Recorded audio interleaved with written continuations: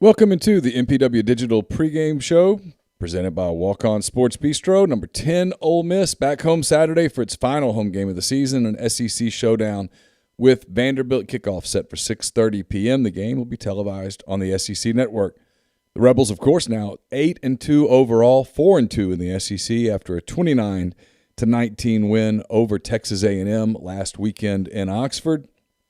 Vanderbilt, meanwhile, not so kind of the inverse of that. 2-8 overall, 0-6 in the SEC following a 17-point loss last week to Kentucky in Nashville. Today on the show, we'll break down X's and O's with MPW Digital's resident football expert, Pete DeWeese. We'll talk about the week ahead in the SEC and some coaching search stuff with the next round's Ryan Brown. Jeffrey Wright of 92.9 ESPN in Memphis will join to discuss the national college football picture.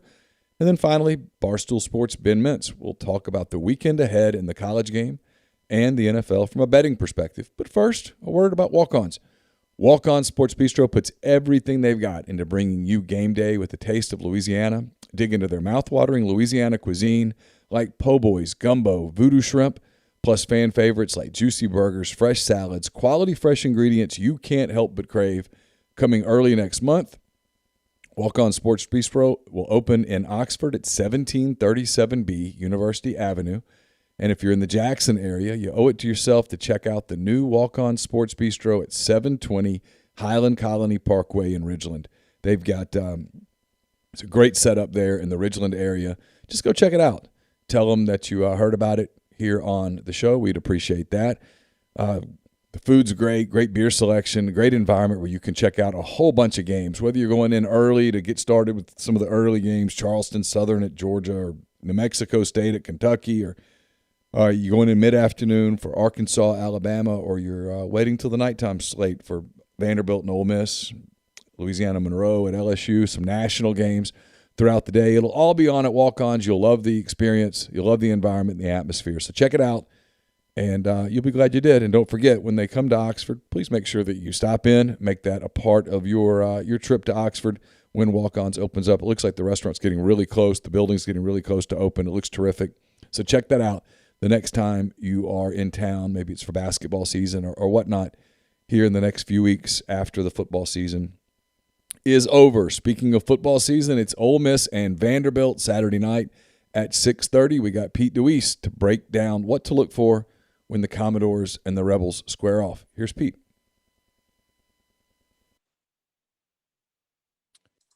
Pete DeWeese, the MPW Digital X&O expert, kind enough to join us here on the show. Pete, how are you? Doing well. I'm setting up the screen shares. There it goes. All right, we're going to get to Ole Miss and Vanderbilt. I mean, obviously, Ole Miss is a 36.5-point favorite. There's only so much suspense that's out there unless you are one of the people that's laying 36.5, at which point Godspeed to you. From an X and O standpoint, it's probably not a whole lot to get to, and frankly, we're going to be turning around and doing one of these very quickly next week as we get ready for the Egg Bowl, Ole Miss and Mississippi State. 1 week from today, by the time you guys see this for the first time, so we'll be turning around and doing it quickly. So we'll get to that in a second. We had some people that wanted your thoughts on the Texas A&M game. Ole Miss beats Texas A&M 29-19. Defense was terrific for the Rebels. Offense was really good, 20-20. They got inside the 20 and they had some mistakes. And they also left some points on the board. And there were some times that they just couldn't punch it in. They just couldn't make it happen. People wanted to know what you thought sort of happened in the red zone to prevent Ole Miss from blowing that game open. You know, I think it's a couple of things. First and foremost, it's talent up front, right? And that's Ole Miss did as good of a job up front against A&M as anybody maybe outside of Alabama's done all season.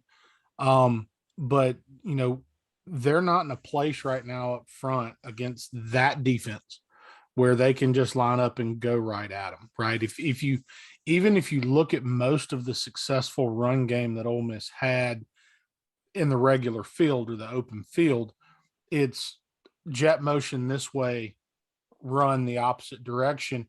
And so you're causing defenses, you're affecting eyes, you're trying to get guys to misfit things, and you're opening up some lanes. And so as that the window shrinks and you get closer to the red zone, defenses become more aggressive.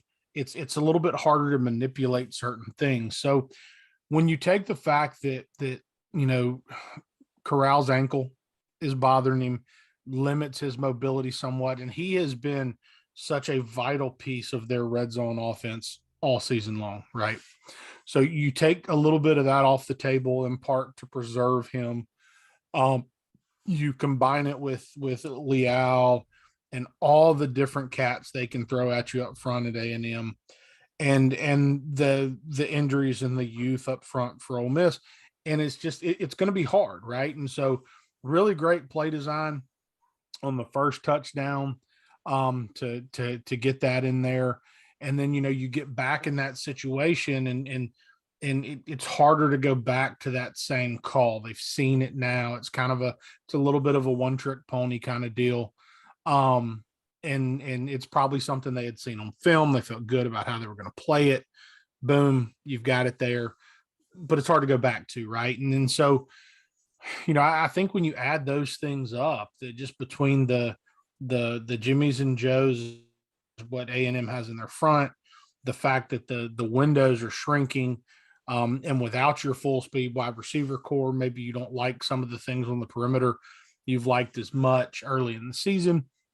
And then last but not least, the fact that Corral is not being used as much of a runner because of, he's limited a little bit right now. And so I think you add all that up, and that's kind of where you get to. Three NFL defensive linemen on that. Three at minimum. Right. I mean, the Jimmies and the Joes, and it's also the Jimmies and the Joes and the DeMarvins, because that cat, that cat is good, man. He is a really good football player. And I mean, bottom line is I think, we talked about, and we said it last week. We said Ole Miss's best chance to be successful running the ball was to spread them out, right? Not to pack it in. When Ole Miss got down in there, you can only spread them out so much at that point on the field, right? And so, going in, I think that was probably something that they were a little bit worried about in that situation. And that's part of why the score from far thing, right? It's fun to say, it's fun to talk about. It creates highlights, but it also protects maybe what's a little bit of a weakness, the reality is too, when you talk about the way that teams prepare and the way that teams play, a small portion of your practice from week to week is focused on red zone, and an even smaller portion on what's called deep red zone or true goal line type situations, right? You typically carry a small package that maybe a wrinkle gets added for a specific opponent every now and again. But for the most part, you're talking about a 10 to 12 play bag that, okay, we like these 7 this week. Let's put them on the script, right? Let's add this 8th one, and then let's go play ball. And so you give it limited reps. Are they important parts of the game? Yes. But statistically, if you look at if Ole Miss is going to take 86 snaps in a game, or however many, they're averaging, they're only playing, 12 snaps, maybe inside the 15-yard line, right? They're hoping to play less than that, quite honestly. You want to score. Yeah, because you want to score. So I think Kiffin and Levy both do a really good job in the high red zone, from the 35, 32 down to that 17, 15-yard line. They do a really good job, and that's where they try to make it happen, right?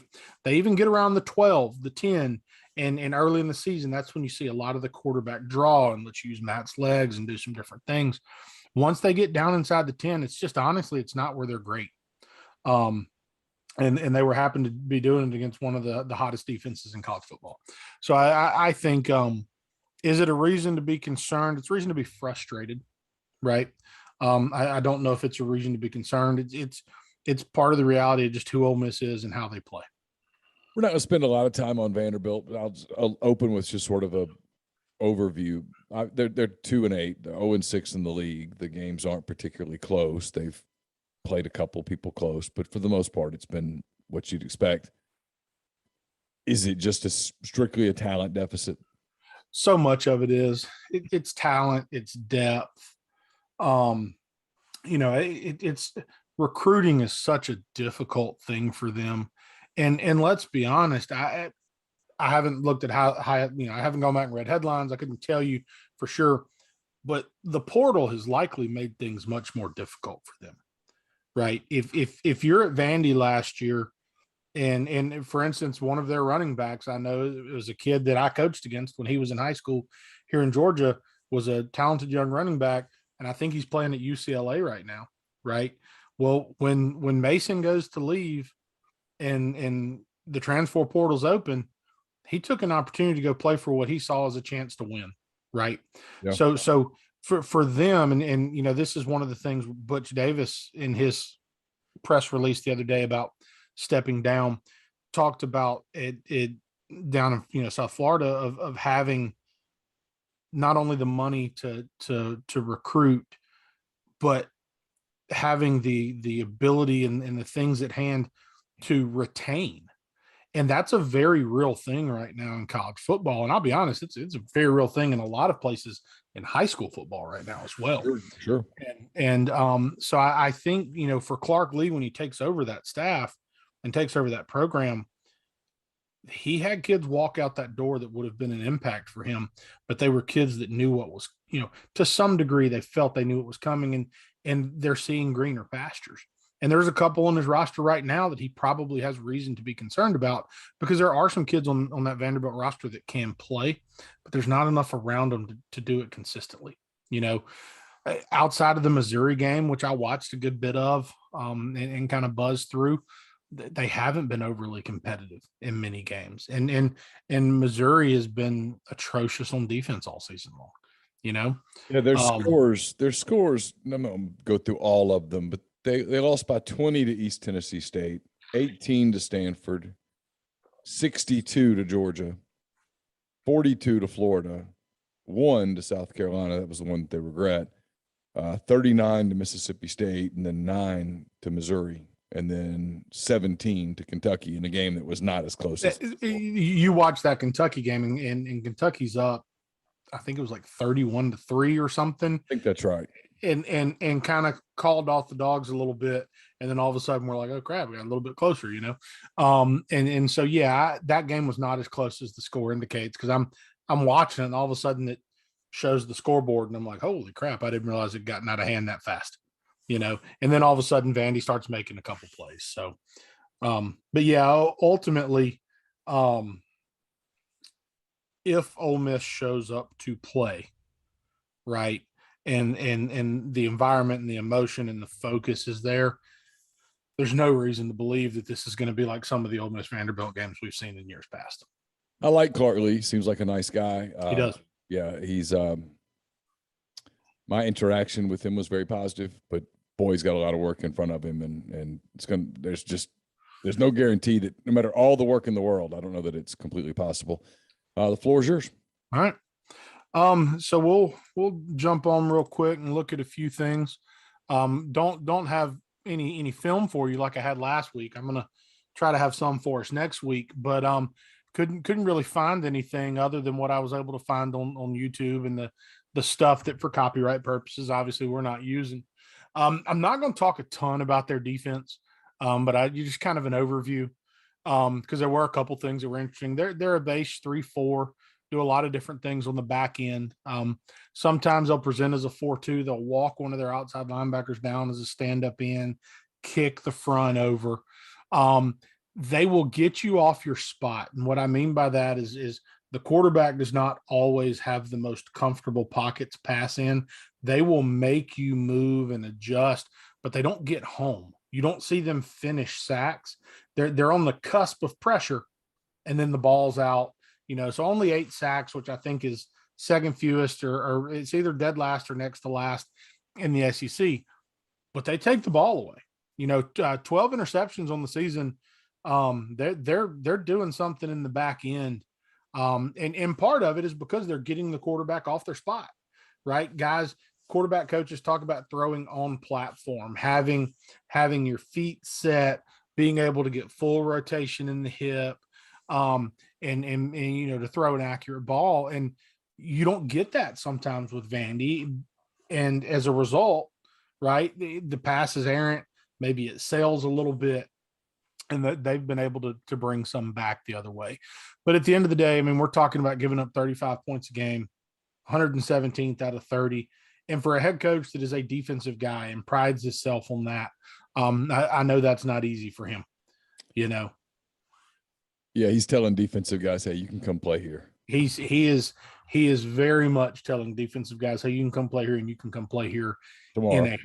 Yeah. You know, the one thing, just going back to the portal talk a little bit, I wonder how much their recruiting can change with the portal, because it's hard for them to go get guys academically coming out of high school, right? Because the requirements are there.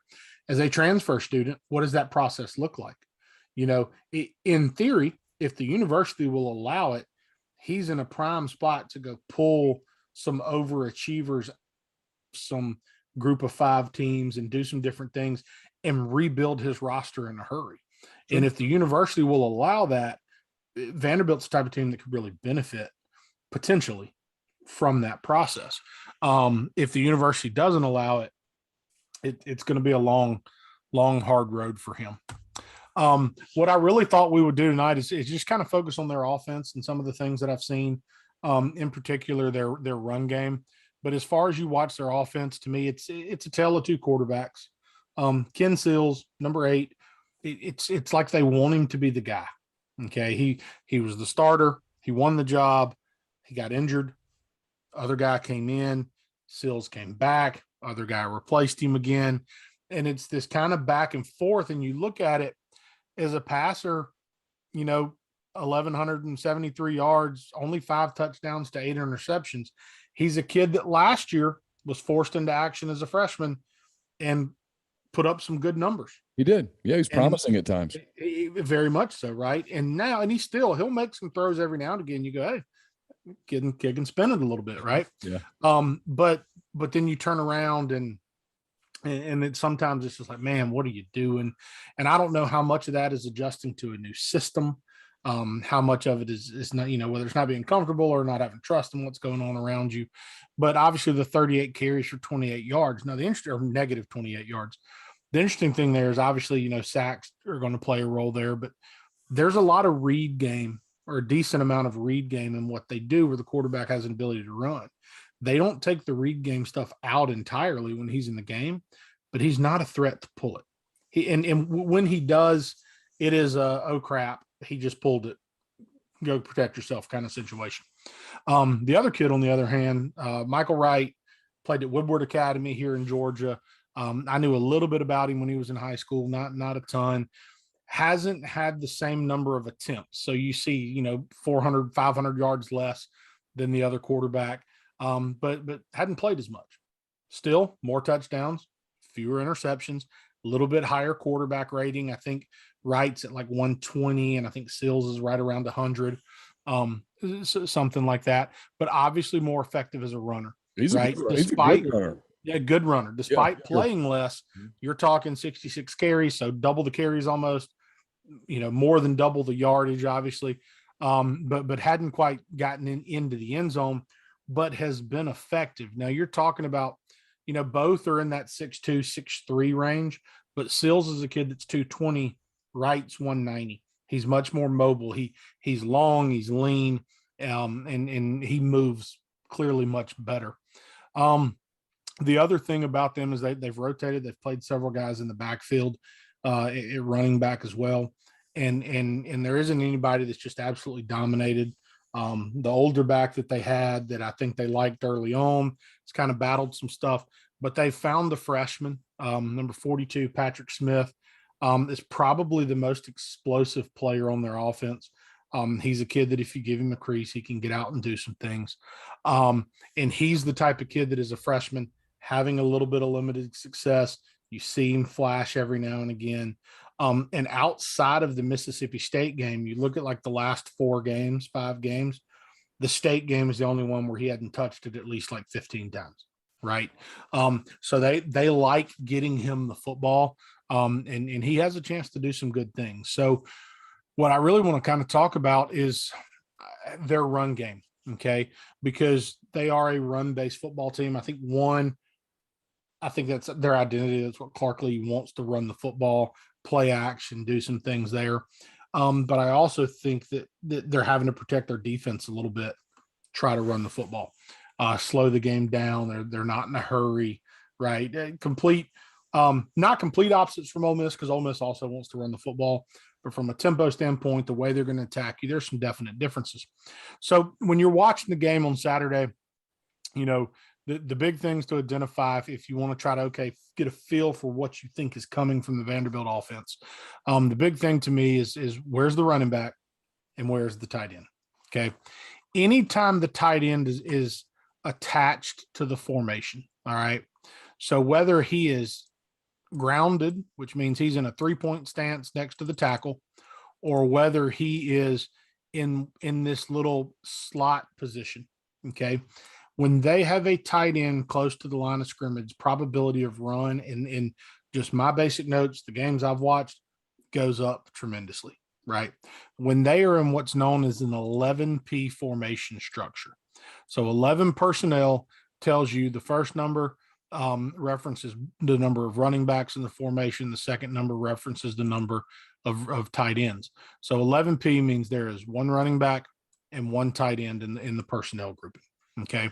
When you see them line up with that tight end close to the offensive line, it is not a guarantee that it's going to be pass, or that it's going to be run rather, but the probability of a run or RPO does go up. Okay. A lot of teams are like that. Okay. With Vandy, the location of the running back, as opposed or in conjunction with the location of the tight end, tells you a lot about what you're likely to see from a run game perspective. If the back is opposite of the tight end, like the guy that I've got in yellow, probability says you're getting one thing. If the back is on the same side as the tight end, probability says something else. And in the little bit of pistol that they do, it tells you something else again. So just to kind of give you an idea of what that looks like. Okay. And silly me with the freaking typo, but when the running back is away from the tight end, okay, you're going to get most often what offenses like to call split zone. You're going to get what they call zone insert, and then you're going to get zone read. Okay. Those are the most prominent, run schemes that you'll see from Vanderbilt. So when they run their split zone, what it literally means is you are going to zone one way, and then you are going to come across the formation, and you're giving a split flow action. So all the flow of the play is working one direction, and the tight end is going back away from it in the opposite direction.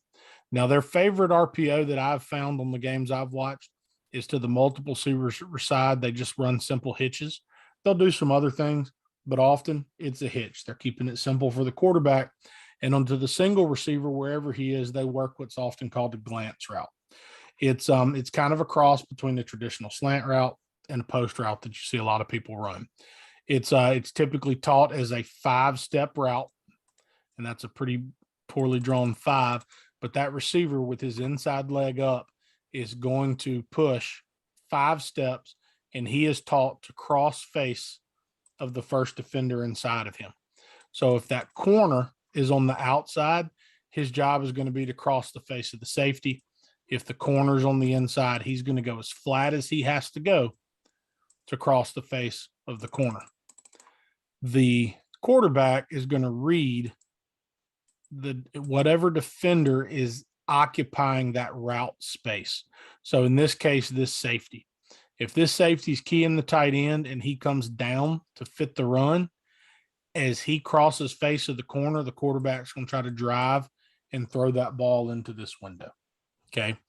If that safety stays back and doesn't fit the run, then the quarterback's going to hand it off, and he's counting on having an advantage now in the run game, an advantage in the box count, and having numbers to do everything.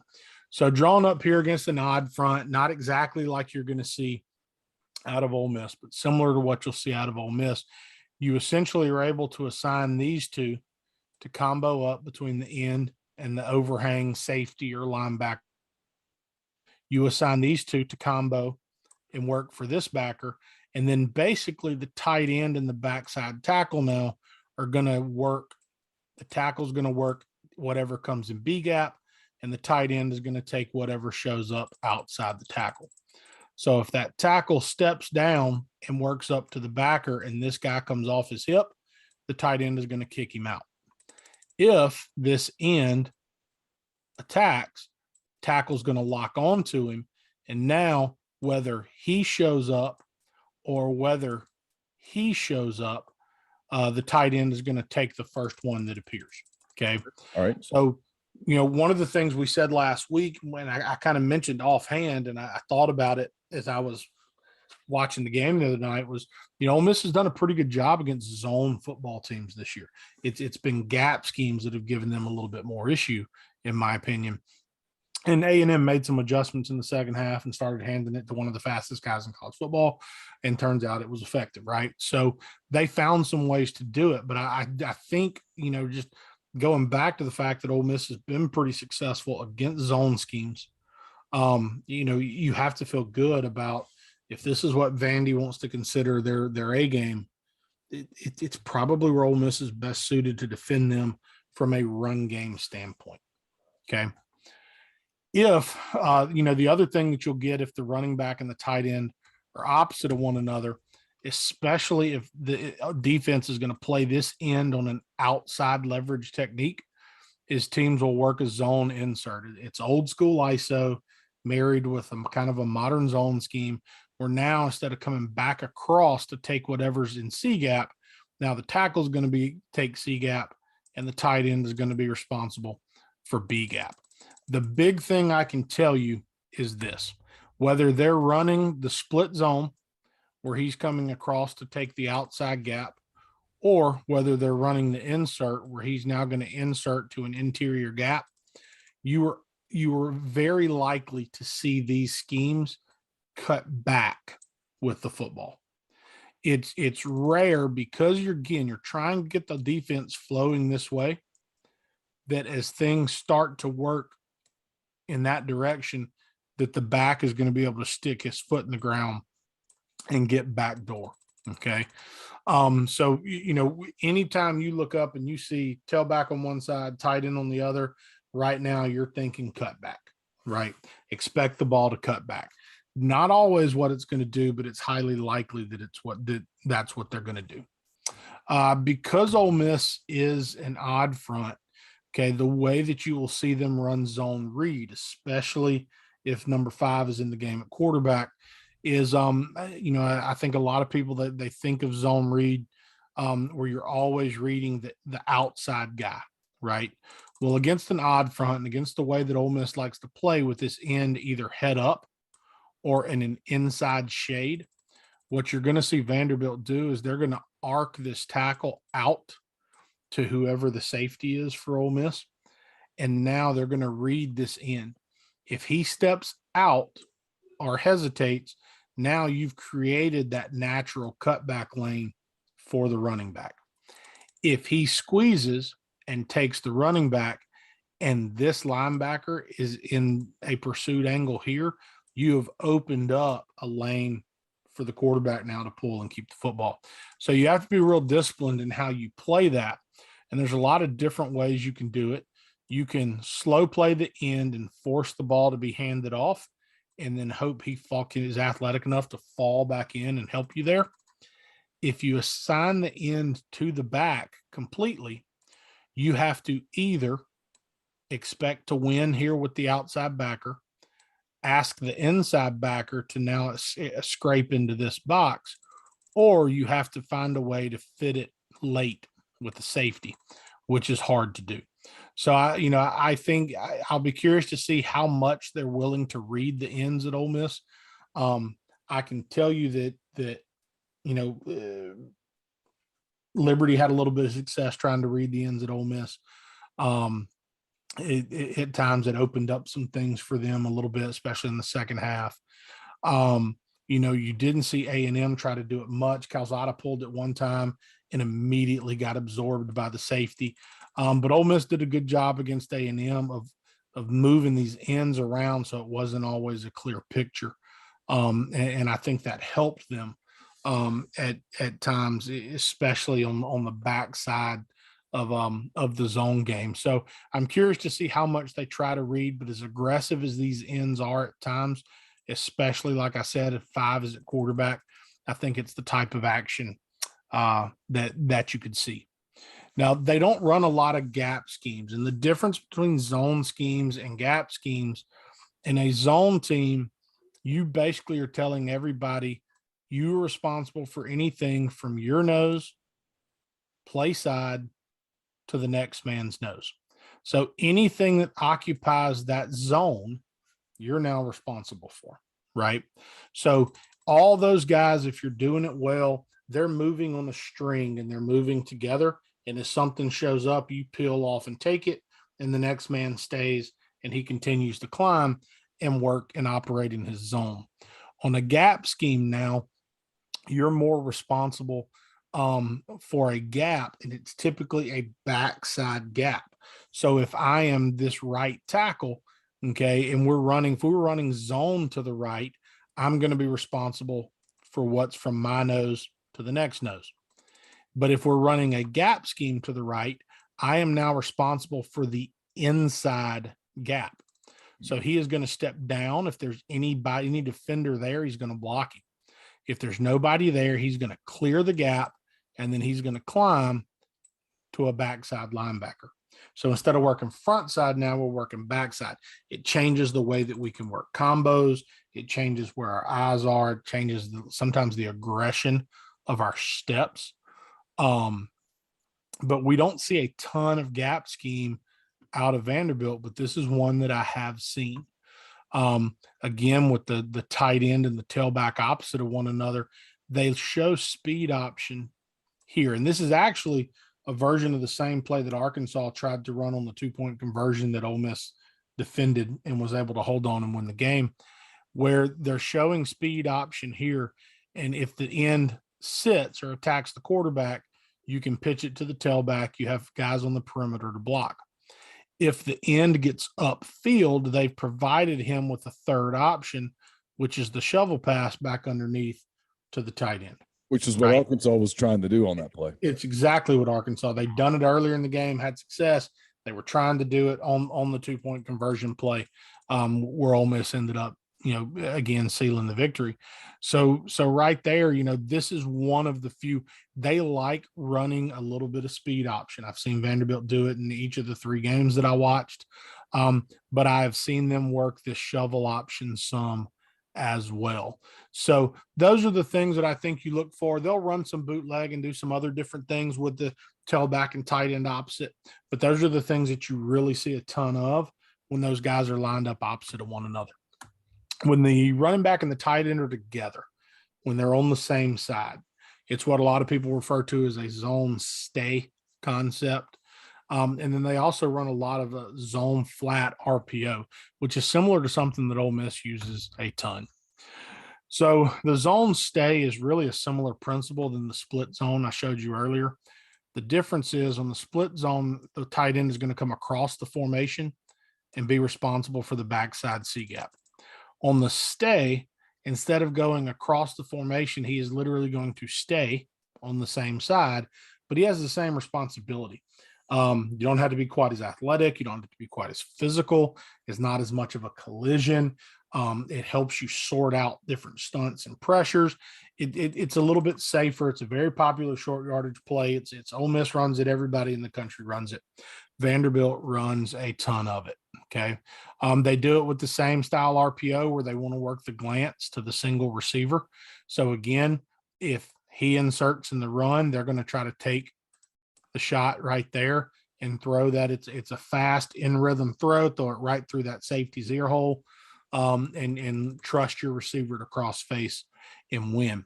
If Ole Miss is going to press on the outside, which is something they've shown that they're willing to do, especially with Leonard, then it kind of takes some of that stuff off the page. They have to now decide, do they want to adjust that route and convert it to a fade? And do they think the matchup is there to potentially win? If not, quarterback is forced to hand it off. Just like the split zone earlier, this is one where, again, the ball is heavily likely to cut backside. The other thing that you will see a ton of with these guys on the same side, okay? We have all seen Ole Miss in the past 2 years. There's a ton of snaps, fourth down, third and short, where they'll give a quick fake to the running back, and then they will turn and dump it to the tight end in the flat with blockers out in front. Ole Miss does not read that. It is a designed play, and the way they teach it is if it's zone, you're going to block most dangerous, and if you're getting pressed, you're going to run it like a slant, and you're going to crack the first man inside of you, trusting your corner to chase, which now is going to leave him out here wide open as the guy that's man-to-man responsible for the tight end is trying to sort through all the traffic. So that's how they run it. It's not a read. Vandy runs it as a read. It's just another way of running triple option. It looks a lot different than what you're going to watch Navy or Army do, but the same principle is still there. They're going to work their normal zone scheme, and they're going to read that end. Okay. If the end squeezes to the running back and the quarterback pulls it, instead of having a pitch man in pitch position, he now has this tight end in the flat who he's going to look to dump it to. Again, especially if this is number 8, he doesn't want to run the ball. 5 may tuck it and go. 8, not interested. He's going to dump it out right now. One of their tight ends, Bresnahan, I think it's Ben Bresnahan, I may be wrong on that, played at West Forsyth High School in Cumming, Georgia, coached against him. He was a really good high school player, has been okay at Vanderbilt. He's done some good things. They like getting him involved, good pass catcher. And this is one where you see him get targeted quite a bit on this exact concept because he is athletic to turn it up and get some extra yards once he catches the ball. So that's the big thing is, when they work the zone stay, this tight end is going to chase the hip of the tackle and try to dig out anything outside of the tackle's nose. When they run this little flat RPO, he's going to step down and pause so that he can try to get anybody that's responsible for him or reading him for a run pass key. He's going to step and show low shoulders, pause, give the mesh an opportunity to happen in the backfield so the quarterback can read it. And then he's going to burst flat down the line and get out late to be that kind of the third man in that triple option phase. Okay. So one of the things that they really like to do, goal line, short yardage, is they actually get what will be known as 12P. So again, first number, how many running backs? 1. Second number, 2 tight ends. 2 would be how many tight ends. So they like to, instead of just lining up with the tight ends in this position, they will take the second tight end and start him out wide, and they motion him in. It does a couple of things. 1, if it's man-to-man coverage, immediately, right? 2, when you're a defense and you look at if this guy's not here, but he's out here, you set your front, you call your strength based on this box tendency. Well, now when you motion this extra tight end in, you've changed leverage, you've changed potential strength. So it goes back to making guys communicate, try to hide some of our tendencies, some of that stuff. But now it condenses this formation. So now you put this corner, when this guy motions in, the safety is likely to come join the box count, which means he's man-to-man now. So you put him in a little bit of a position because he's got all this space out here he has to protect because of fades and corner routes and all these things that we see people do in the red zone. But if he's too cautious with protecting that, they're going to work that same glance RPO that we talked about that they use all the time, just now from a tighter set. And against Kentucky, they hit this actually twice, I believe, once for a touchdown and once for a big first down in the red zone. So the quarterback, Pete, knows that he's getting man when he sees when the H goes in motion. If the corner goes all the way with him, or if they pass him off. So most likely they're going to pass him off. What you're going to see now is this safety come down, and his eyes are going to be locked on him. And the corner takes the and edge. He's going to come down, and eyes are going to be locked on him. Gotcha. Okay. And with the action of the H going back across post snap, that safety that's now lined up right here playing man-to-man on him, where does he go? He goes with him, right? Yeah, of course. So now that opens up more space to throw that little slant glance behind him. If the safety stays back and the corner takes an outside leverage and their eyes are in the backfield, now he knows it's zone, which means that the glance is probably not going to be there.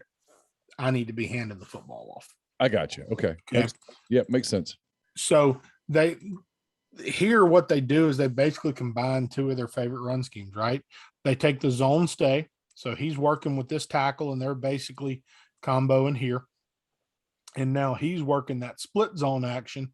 So you can now account for any pressure off the running back side. If teams want to come off the edge, you've accounted for them, right? One of the most popular things that you'll see teams do is they'll tighten this guy down. He will cross face here. This guy will blitz right here and he'll come off the edge. You can account for all those type of pressures now. You have the bodies and you have the gaps now to be able to account for that stuff. So it's a very safe, simple run scheme. It doesn't have to, they don't have to change their identity in the short yardage red zone. They're an inside zone football team. All they've done now is found a way to window dress it, add an extra body, add an extra gap, make it a little bit more difficult on the quarterback to defend. Because they can play it. They're typically having to scheme you because they don't have the bodies to Jimmy and Joe you. Correct. Okay. Without a doubt, they can still run the quarterback read game from this set. They can still play action. They can bootleg. They can do it all. I mean, the flat RPO I showed you a minute ago, they could very easily, boom, take him out into the flat. And now instead of blocking this guy, he could even go around and block the backer. So now, again, if he squeezes, I pull with a chance to throw or a chance to run, right? So everything that they like to do, this is just them finding another way to do it and adding a little bit more of a heavy body. So this is something I think you'll see, again, whether they line up with both tight ends or they start with one tight end and motion the second one in. It's almost a guarantee. I think you see this set on Saturday. So, we said, where's the running back? Where's the tight end? What happens if there's no tight end? So now you're talking about a 10-piece set. There may be a tight end on the field, but from a formation standpoint, there's one back and no tight end. Okay. When you get this, odds of passing game goes up greatly. Okay. With number 5 at quarterback draw against Kentucky, it popped for like a 60-yard run. He got hawked down inside the red zone because they just ISO'd the tailback just like Ole Miss did against Tennessee, and number 5 took off for a big gain. You won't see it as much out of number 8. Okay. There's nothing they do when they get into these type of formations, whether it's 2x2 or some type of a trip set, that is much different than stuff that anybody else is doing or, around the game. But without a doubt, they like, if they can get a matchup on the backside, they take a matchup on the backside. They're not afraid to work that single receiver because they do have some faith. Number 2, and I don't recall the other receiver's number that I think they really like. And you see them feeling like, again, in games they've lost, right? You see them feeling like, we can take this matchup. He's our best player. Let's give him a chance to be successful and let's go take it. But so when you look up and there is not a tight end in the formation down attached to the box of the offense, heavy pass situation, could they come out and try to run it a ton out of this set? They could. With what Ole Miss does defensively, I don't think it necessarily is an advantage for them because what Ole Miss is going to be able to do is control all of the interior gaps with their 3-2 front, and they're going to funnel the ball to all these safeties that sit out here. So from a structure standpoint, this is not where you want to be to successfully run it against Ole Miss, in my opinion. Adding a tight end or 2 tight ends is your best chance. Okay. That also allows Ole Miss to be a little bit more aggressive in what they do. But from a fit standpoint, I think that you see no tight end, I would definitely be thinking pass. So, I know that's not a ton, but I know from some of the feedback I've gotten from people, people love the film, but some of just the football 101 stuff, I think as well, is stuff that people have said they've enjoyed. So, like I said, when I'm watching Vandy, there's nothing mind blowing. There's nothing that's just like, oh man, I've never seen that before in what they do, because they're very much in a root stage right now of just trying to change a culture, trying to build something consistent in that program. And so, you see stuff that is effective. It's good. Everybody does it. But there's nothing that just, there's nothing that I look at and go, dang, that was really good. Yeah. So, but a lot of that, again, it's people, I think, sometimes think, hey, we don't have a ton of players, we should go be really aggressive. Like, people are saying, why did Ole Miss quit throwing the ball down the field in the second half against A&M? Well, part of it's because A&M was taking it away, and second, because you got to keep number 2 upright to have a chance. And did they handle the pass rush at times extremely well the other night? Yes, but you can only bet on that so much. Yeah, and the goal is to win the game. The goal is not to win the game by 30. The goal is to win the game. I mean, had Ole Miss beaten A&M by 30 points, they're still 8-2 today. Correct. Yeah. And look, they, when you watch teams play A&M, the more you get in the game of just dropping back and trying to take shots, you play into their hands. And I thought Ole Miss, one, they finally looked healthy, right? You saw guys, I think one of the positive things for Ole Miss is you saw guys, we saw Pearson in the games leading up to A&M start to kind of find an identity. And you wondered, okay, when the other cats come back, how does that change? He still showed up and made plays, right? And that's where, as a program continues to grow, where that's what you have to see out of your roster, right? So I think, we said it, if Ole Miss is healthy, we love their chances. If Ole Miss isn't healthy, we don't know what it looks like. And they showed up. They shuffled some things up front, and they looked more healthy on the perimeter. They looked fast in the backfield. And clearly they were able to win the football game. So, this weekend, they just got to, they have to show up and play the way they're capable of playing. If they show up, I don't know. I was asking myself today watching this, is Liberty a better football team than Vanderbilt? Yeah. Malik Willis makes them a better football team than Vanderbilt. Yes. They have a couple of other players that are really good players that might make them a little bit better. If you take Malik off and you give him Vandy's quarterbacks, I don't know how much. I don't know. They may still be better. I really don't know. They're faster, I think, than Vandy is. I do too. I do too. And Willis is a legitimately good player. Otherwise, the NFL doesn't care where he plays. The fact that he's going to go in the first round of the NFL draft tells you that he's a really good player. I mean, there's Seals, bless his heart, is not going in the first round of the NFL draft or of any draft. I mean, he's a nice player. He's fine. But no, Willis, you have to worry about Willis every play. You see tools on film with him. Yeah. Right. He'll make bad plays but you see the flashes, right? There's not, the bulbs aren't as bright when they flash in Nashville. Not right now. Yeah. And he's a big physical runner and all that stuff. Vandy doesn't have that. Vandy's not, I don't think Vandy is as good on defense as Liberty is. I don't know that they're as good up front on offense.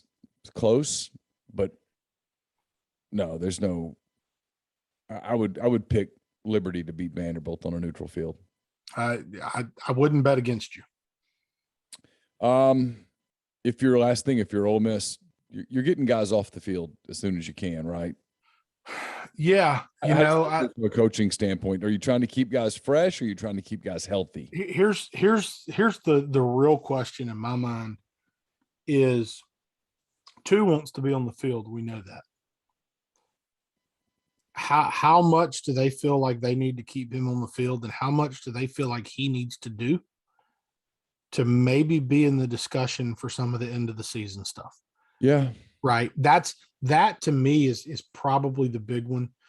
If they can jump out and do some things early, I think Ely, I think the receivers, I think you start seeing some of those guys sit. But go back and look at the Vanderbilt game last year. Right. Elijah Moore was finally starting to get the credit for the season that he was having. And Matt wasn't that far removed from Arkansas still. Everybody was still talking about it. And so they were freaking throwing daggers at Vandy late in the game last year. How does that look this year? Do they feel like they want Matt in the conversation for New York? And if they do, he's probably out there longer than some people would leave him. And then he gets that stage on Thanksgiving night, which is going to be a huge game for so many reasons. The Heisman, the New Year's Six Bowl, so much on the line for that. A bonus for Kiffin. Yeah. Just a lot of storylines. I look forward to talking to him about that with you. We'll talk on Monday night. We'll get that show to you guys Tuesday or Wednesday before Thanksgiving. I honestly don't know exactly because I'm still lining things up, but I know Pete and I will talk on Monday night, so we'll get that to you as quickly as we can. Pete, as always, appreciate the time very much. Enjoy your weekend. I'll talk to you on Monday. Same to you. Take care. That was Pete DeWeese. Always good to spend that time with him each week. It's been a highlight of this football season for me and for a lot of you as well. Speaking of highlights, always enjoy talking about the SEC and beyond a little bit. Not SEC and beyond, but talking about the SEC and other things with Ryan Brown of the Next Round in Birmingham. Talked a lot about Ole Miss and some other SEC topics here with Ryan. I think you'll enjoy it. Ryan Brown of the Next Round, kind enough to join us here on the MPW Digital Pregame Show, presented by Walk-Ons Sports Bistreaux. Ryan, how are you? I'm good, Neal. I don't know if you've noticed, but I'm trying. I was just mentioning to my co-host Jim Dunaway that I'm trying to give you different angles each week. I do. I like the Christmas tree. Change up the Christmas tree. What you cannot see is the studio beer tap we have, courtesy of our great sponsor Bud Light and Michelob Ultra. So one of the few studios probably has a beer tap in it.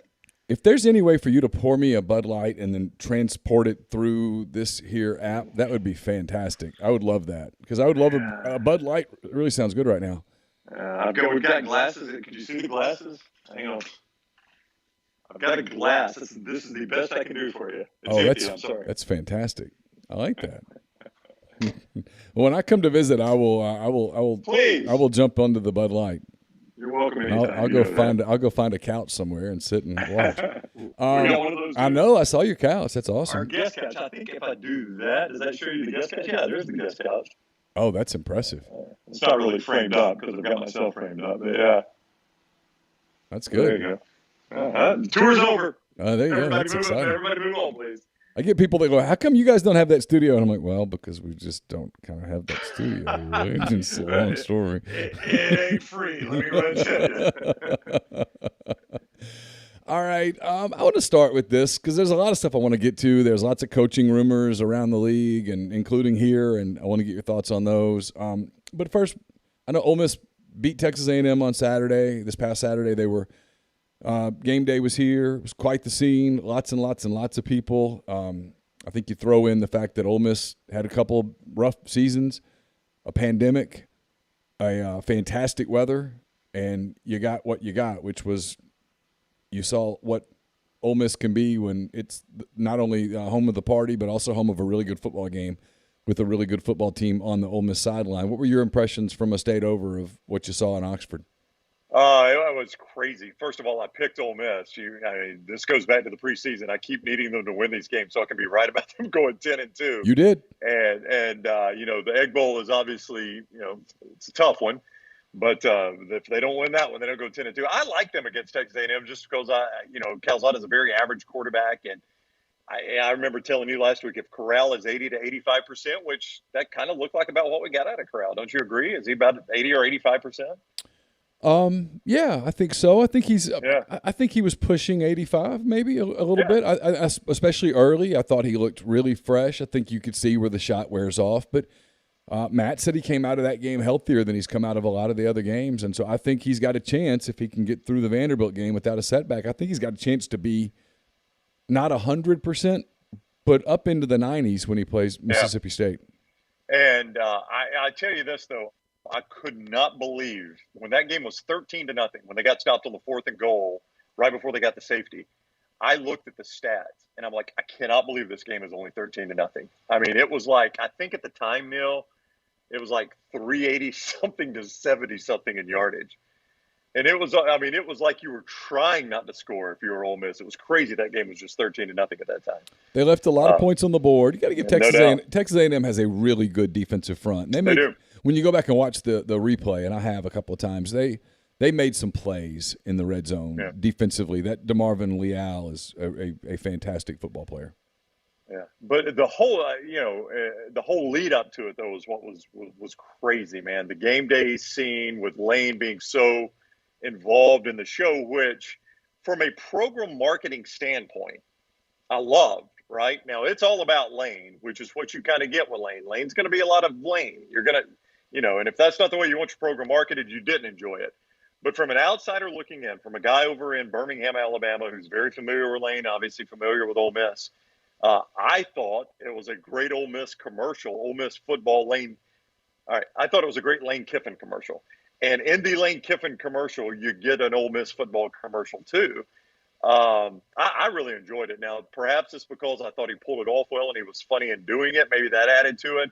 I'll tell you one thing that added to it is he went and won the game. If he loses that game Saturday night, everybody's pissed about it, right? Yeah. So he had to back it up, and I kind of appreciate that too. But I really enjoyed that. And I thought, for a marketing of a program where your head coach is the face of that program, and Lane is the face of the Ole Miss program nationally, I thought that was a great move. Yeah, it worked out, like you said, because if he loses, people are like, well, maybe you should have been more focused on the game and whatever. But when you win, it shows you that, A, once you get to Saturday, there's nothing more you can do to prepare for the game. The game is what it is. Which is true, by the way. Which is absolutely true. So much of the rest of it is silly. But yeah, it was a big moment for them. It was a big moment for the program. It was a big moment for Lane, which leads me into a Lane question. I've been talking to people the last few days as this Miami thing heats up. Miami loses to Florida State. They fire their AD. I mean, you don't have to go far to figure out where the cards are falling. Lane Kiffin to Miami seems to have some rumor steam. I refuse to go it's more than that right now because I'm not prepared to say that. There are people who are like, yep, it's real, and I believe it's real. I believe that Miami is interested in Lane Kiffin, and I believe Lane Kiffin is at least intrigued by Miami. It's about as far as I'm willing to go based on the sourcing I've got right now. When you hear Lane Kiffin Miami, what comes to mind? Are you about to break news on me? No, not at all. I was going to laugh at the guy that's really fueling this is this guy named Andy Slater, and his Twitter. How serious does this guy take himself? His Twitter bio says, "Talk show host, on-air personality. I break news. Weekdays 3 to 5, Fox Sports 640 and iHeartRadio." I mean, how seriously does that guy take himself, right? So the Slater scoop is that Kiffin would leave Ole Miss for Miami if the job were offered. Look, I mean, Miami, our Ole Miss is the better of the two jobs. Now, if you take me back to the 80s, or even the 90s, we could argue about this. I don't know how you argue it right now. Bruce Feldman was on our show yesterday, and I posed this question to Bruce. I asked Bruce, and I think Bruce got a pretty good pulse of these national type things. And I told him this, and I believe this, Neal. This is the best the Ole Miss job has ever been in the history of the program, ever. Yeah. I mean, the financial commitment, and it's not just, everybody gets caught up on stadium improvements, which Ole Miss is doing. But if I'm not wrong, to the tune of $400 million. I mean, they're not only putting a little money into football. It's some other stuff too. But they're about to pour some serious money into the sport. Yeah. You got the new SEC contract that's coming up. Texas and OU just joined. Ole Miss isn't scared of Texas and OU. Why would you be? If Lane Kiffin leaves, hypothetically, I think Ole Miss is in position to pay a coach $7-ish a year. Look, $7 million is a ton of money, Ryan. It is. It's not Mel Tucker money, but it's a lot of money. That blows my mind, by the way. Yeah, but anyway, that's got buyer's remorse written all over it down the road, perhaps. But $7. I mean, let's say you can go to $7. You go to $7.5 million. You can put together all the stuff that you're going to do. I mean, the people that are like, oh, well, that's the end of the Ole Miss program. I'm like, are you out of your mind? No. The list of coaches that would call and go, hey, wait a minute. Call in their agent and go, $7.5 million, huh? Because, look, everybody does this with LSU, right? The last 3 coaches at LSU won the national title. They did. It's true. I'm not counting Matt Luke because he inherited the NCAA thing, and there's never a chance, okay? So, and you can say, well, that's not really fair. The last 2 real coaches here, Hugh Freeze and now Lane Kiffin, they both took Ole Miss into the top 10 in November. And both of them showed that Ole Miss, because if Kiffin can land the plane here and finish this thing 10-2, I think they'll finish in the top 10. They'll go to a New Year's Six bowl, sure. which Freeze went to back-to-back, and lost the peach, won the sugar. Right? That's right. That's correct. And if he can do that, that shows you can do that at Ole Miss. You can do it on a somewhat consistent basis. Oh, and by the way, you're now making, let's say, $5 to $7 million, which puts you in the upper echelon of college football coaches. You've got a commitment to facilities. You work in a recruiting hotbed. Mississippi and Alabama are consistently per capita among the top NFL producing states in the United States, and recruiting and all of that goes hand in hand. But here's the thing. Here's the thing that changes it now. So all those things are true now, and some of them were true for Hugh Freeze. But here's the thing that wasn't true for Hugh Freeze, and it's not true yet, but it's coming. Neal, the expanded playoff would make a school like Ole Miss that much more desirable. Absolutely. Because right now, Ole Miss would be right in the thick of it. Maybe you need some help. I don't know. No, Ryan, thick of it. They would not need help. They would simply need to help themselves here in November. They would need to beat Vanderbilt and then score 1 more point than Mississippi State. Yep. And not only would they be whatever happens with Alabama, Georgia, doesn't matter. Both those teams are in too. No, they'd be in the playoff. So they would be like the 8th seed. Hell, they might even be in position to host a game by that point. Yeah. I mean, and I'll throw one more at you, because I don't know what the SEC is going to do about pods and brackets or stuff. But if they do a division format, you're going to be in the better division. I mean, because when I say the easier division, because Alabama and Auburn, who are traditional bugaboos for Ole Miss, I mean, look at this year. If they go 10-2, they're going to go, well, if we just could have avoided the state of Alabama, we'd have gone unbeaten. You won't play them every year anymore. They'll move over to the East and let Florida deal with them, and now you inherit Texas and Oklahoma. And if you're Ole Miss, you make that trade all day. All day long. All day.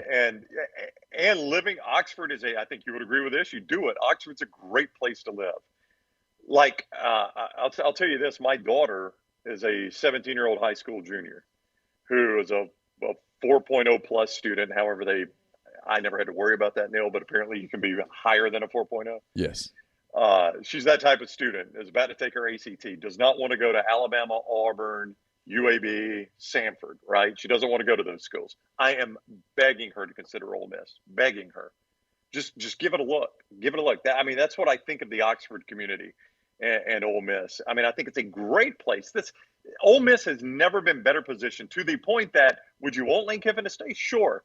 But if Lane Kiffin, as hard as in it, he doesn't want to go. You'll find a good coach if you're Ole Miss. See, that's exactly what I'm saying. I feel like I'm playing the role of therapist a little bit right now, because I understand why Ole Miss people don't want Lane Kiffin to leave. I get it, man. Sure, I mean he's exciting. Why would you? He's fun. He the whole Twitter thing. You saw the game day deal like we talked about, but the whole attitude of if he leaves, it's over is insane. It's insane. It's nowhere close to over. If Lane Kiffin leaves, you're not hiring Matt Luke this time. You're not going to hire Matt Luke. No, I mean you're picking up the phone and you're calling some big names. Heck yes. You're calling big names. I mean, there's a list of coaches you couldn't get, but the list of coaches that you could get would be longer than the list of coaches that you couldn't get. I mean, you're picking up the phone and you're calling people. I mean, this mentality that you could not do anything but just promote someone, that's insanity. I mean, those days are over. You've proven if Lane's done nothing else for Ole Miss, and for the record, as of this moment, I think he's staying. But it's a conversation worth having, because, like you said, if Lane Kiffin wants to leave to go to Miami, and Miami suddenly decides, hey, we have to pay with the big boys, and they pull it off, what are you going to do? Put a gun to his head? I mean, you say, okay, and you go look, but Lane Kiffin proved something in short order, by the way. He proved what Hugh Freeze was able to prove in rarely short order, that you can not only win at Ole Miss, but you can win big.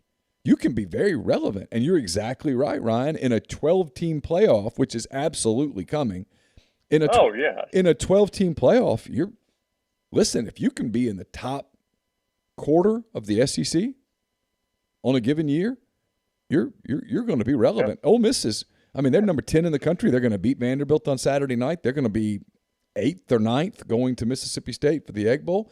I mean, how many? They're all of 2 out of 14 SEC teams that wouldn't trade places. Alabama would say, no, we're good. And Georgia would say, no, we're good. Everybody else would go, deal, done, we'll trade. Right now. I'll take right where you are right now. Including Texas A&M and Auburn and Florida and LSU, and the list goes on, right? And I think the gnashing of teeth, and there's not a ton of it, but there's some, is ridiculous. This is not, in the event that it were to happen, I don't think it's the end of the world. I just don't. He's very good. What he shows you is, well, if you go out and make a really good hire and you give him support and you let him do his job, that you can pull it off there. You know who I would call, and this would be a tough year to call this guy, but I think he's a phenomenal coach, and I think his contract and buyout's a little bit tricky, so it might not work, is Tom Allen at Indiana. I love that guy. Yeah, and I like Tom too. He's got a background there, right? Yeah, I like Tom too. I don't think that would go over particularly well. Really? Yeah. That guy can coach. That guy can coach. That deal in Indiana this year taints them in a way. I mean, it just shows you that when you're and it's why when people say, why would he leave, right? Here's the one to me, it's not about the water or any of that. It's you're never guaranteed to stay hot. So when you're hot, that's when you strike, and you do. But Ole Miss, man, that's an infinitely better program than Indiana. A guy like Tom Allen could easily sustain it better at Ole Miss than he could in Indiana. He's not Lane Kiffin. I'm not pretending. Yeah, no, I think you'd have to go higher profile than that. You'd have to get more exciting than that. And I like Tom a lot. I just think this year at Indiana's hurt him. And I know my daughter and Tom's daughter know each other. I mean, he lived here when we were here, obviously because he was on the free staff. I don't think you'd be able to sell that particularly well right now. God, he's a good coach, man. I like that guy. He is that for sure. I mean, when you see how his guys play for him, I put a lot of stock in that. Those kids love that man. Yeah. They play their tail off for him. Yeah. Yeah, Ole Miss saw them last year in the bowl game. So, they've just struggled to the point this year that I think it would make it a difficult thing. But you're right. I mean, if I were putting a hot board together, that would be a name that would have to go on it. But to prove to you that I wasn't even thinking about it, I've started thinking about names just in my head, like, okay, if we have to do this in a hurry, what names would we put on it? And his name did not even come to mind. Isn't that funny? Look, Orgeron's free. I know they've tried it once, but he's free again. You can always go Ed Orgeron. So if someone said they were going to hire either Ed Orgeron or Hugh Freeze, who would it be? I don't know which way I'd bet. If Ole Miss is going to do it? Yeah. Don't you think Virginia Tech fired Fuente so they could hurry up and get Freeze? I wonder if it was to hurry up and beat Arizona State to Billy Napier. Maybe so. Yeah, maybe so. But it might be Freeze. I do think Freeze makes sense at Virginia Tech. Yeah. That's a guy I thought Fuente would be a slam dunk there. I was such a good respecter of what he did at Memphis. And I thought it was a slam dunk hire at Virginia Tech. And the fact that didn't work, I was so wrong about him. But, one of our listeners pointed out, go back and look at this. And he was just talking about the recent guys that have left Memphis. I went back and looked. Neal, there has never been a coach leave Memphis. There's one guy, and he went to Mississippi State back around World War II. But there's never been a coach that left Memphis that had success anywhere else. I mean, it's like you can actually win a little bit at Memphis, but all those guys that have left, none of them have done anything. Now, it's not a great list of names, but none of the guys have done it. It's man, finding a good coach is tough. It is, and that's why I understand too. Like I mentioned, Mel Tucker, Michigan State's scared to death. He's going to go to LSU, and I'm going to have to get back on the carousel. There is nothing. I saw it in this state with Gus Malzahn. There is nothing boosters and ADs want less than to have to hire a football coach. That is the one thing they do not want to do. Oh, it's a great point. You're exactly right. Yeah, they don't want to do that. It's why these coaches are able, like Gus Malzahn did at Auburn, to hold a team over the barrel or school over the barrel and get the deals they get, because the one thing the school doesn't want to do, even if they're not 100% sold on the coach, and Auburn was not 100% sold on Gus Malzahn, but you know what they didn't want to do? They didn't want to have to replace him. I mean, because I know I'm getting 8 or 9 wins, and every third year I'm winning the Iron Bowl. I can live with that. I may go get a guy that never wins the Iron Bowl and is a 6-win coach. Speaking of Auburn, do you put any stock at all into this undercurrent of rumor about Brian Harsin in Washington? Do you give it any potential validity? Does it even register on the scale? Yeah, it is on the scale. Only because, like with Lane, we're talking Lane in Miami. I don't put anything past these coaches. These coaches make decisions that we sometimes can't fathom for various reasons, and we don't always know the background, right? Here's one thing that gives me caution about that rumor. Number one, I've heard nothing to tell me Harsin himself is just unhappy at Auburn. Now, the flip side of that is he's the ultimate outsider, and you've been around that program enough to know they don't like outsiders. Outsiders do not fare well there. No. Yeah. So I mean, look, Tommy Tuberville, after 1 year at Auburn, was very, very much trying to get into the LSU gig. Yeah. And he couldn't get it, but I do believe if Tommy Tuberville could have gotten the LSU job after the '99 season, he would have taken it. Well, but it's a little bit easier now than when Tuberville was there, because Pat Dye has passed away. I mean, Pat Dye was the legendary figure there that, cast a pretty big shadow. It still had an office in the football complex, was still very much visible, was at the game, signing autographs, taking pictures, name on the field. And he is a guy that was kind of, Neal was was like, he was the hero of that old club at Auburn that you have to win over. And he was still there. Now that he's passed on, I think it might be slightly easier, but Harsin is the ultimate outsider. Like, Tommy's not even an outsider compared to – Tommy was in the division. Yeah, he was. Yeah, he coached against Auburn. Yeah. Yeah, I mean, Terry Bowden was in the state, right? Gus Malzahn had already been an assistant at Auburn. Yeah. Gene Chizik had been an assistant at Auburn. Yeah. Those guys aren't outsiders compared to this guy. This guy comes from Boise, Idaho. Has never set foot in Auburn until he took the job. And he's kind of the guy that messed up the plan, right? I mean, the plan was, hey, let's run Gus out of here and give it to Kevin Steele and keep doing it the Auburn way. And yeah, that was a great idea. Great idea right there. The thing about Washington, though, I think the Washington jobs, it's one of the better West Coast jobs. So, like, if you're going to take a West Coast job, you take USC, Washington, Oregon, and you don't think about the rest of them, right? Agreed. Yeah, so Washington, but, man, they just fired a guy that was handpicked by Chris Peterson that won the division last year, and had coached 13 games, and they fired him and suspended him for the most ridiculous thing in the world. He open hand hits a guy on the face mask of his helmet and pushes him away when the guy's trying to start a fight on the sidelines. It was the most ridiculous suspension ever. Is that who you want to go work for? I mean, you might be unhappy in your job, and maybe Harsin is, but do you really want to go work for the school that just fired a division-winning coach 13 games into his tenure and suspended him for slapping a guy in a helmet? I'm not sure that's where you want to stake your claim right there. Yeah, look, you nailed it a minute ago when you said these are coaches and they're agents, and there's no telling. Like, I know, look, I have a lot of respect for Bruce Feldman, a ton.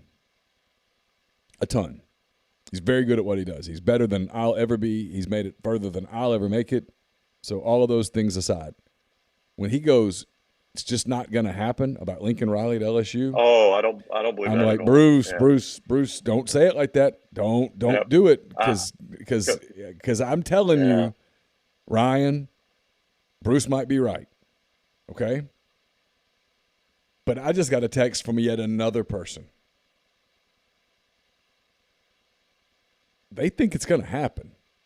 They think this money rumor is out there. I heard a dollar figure today that LSU has been cleared to go to.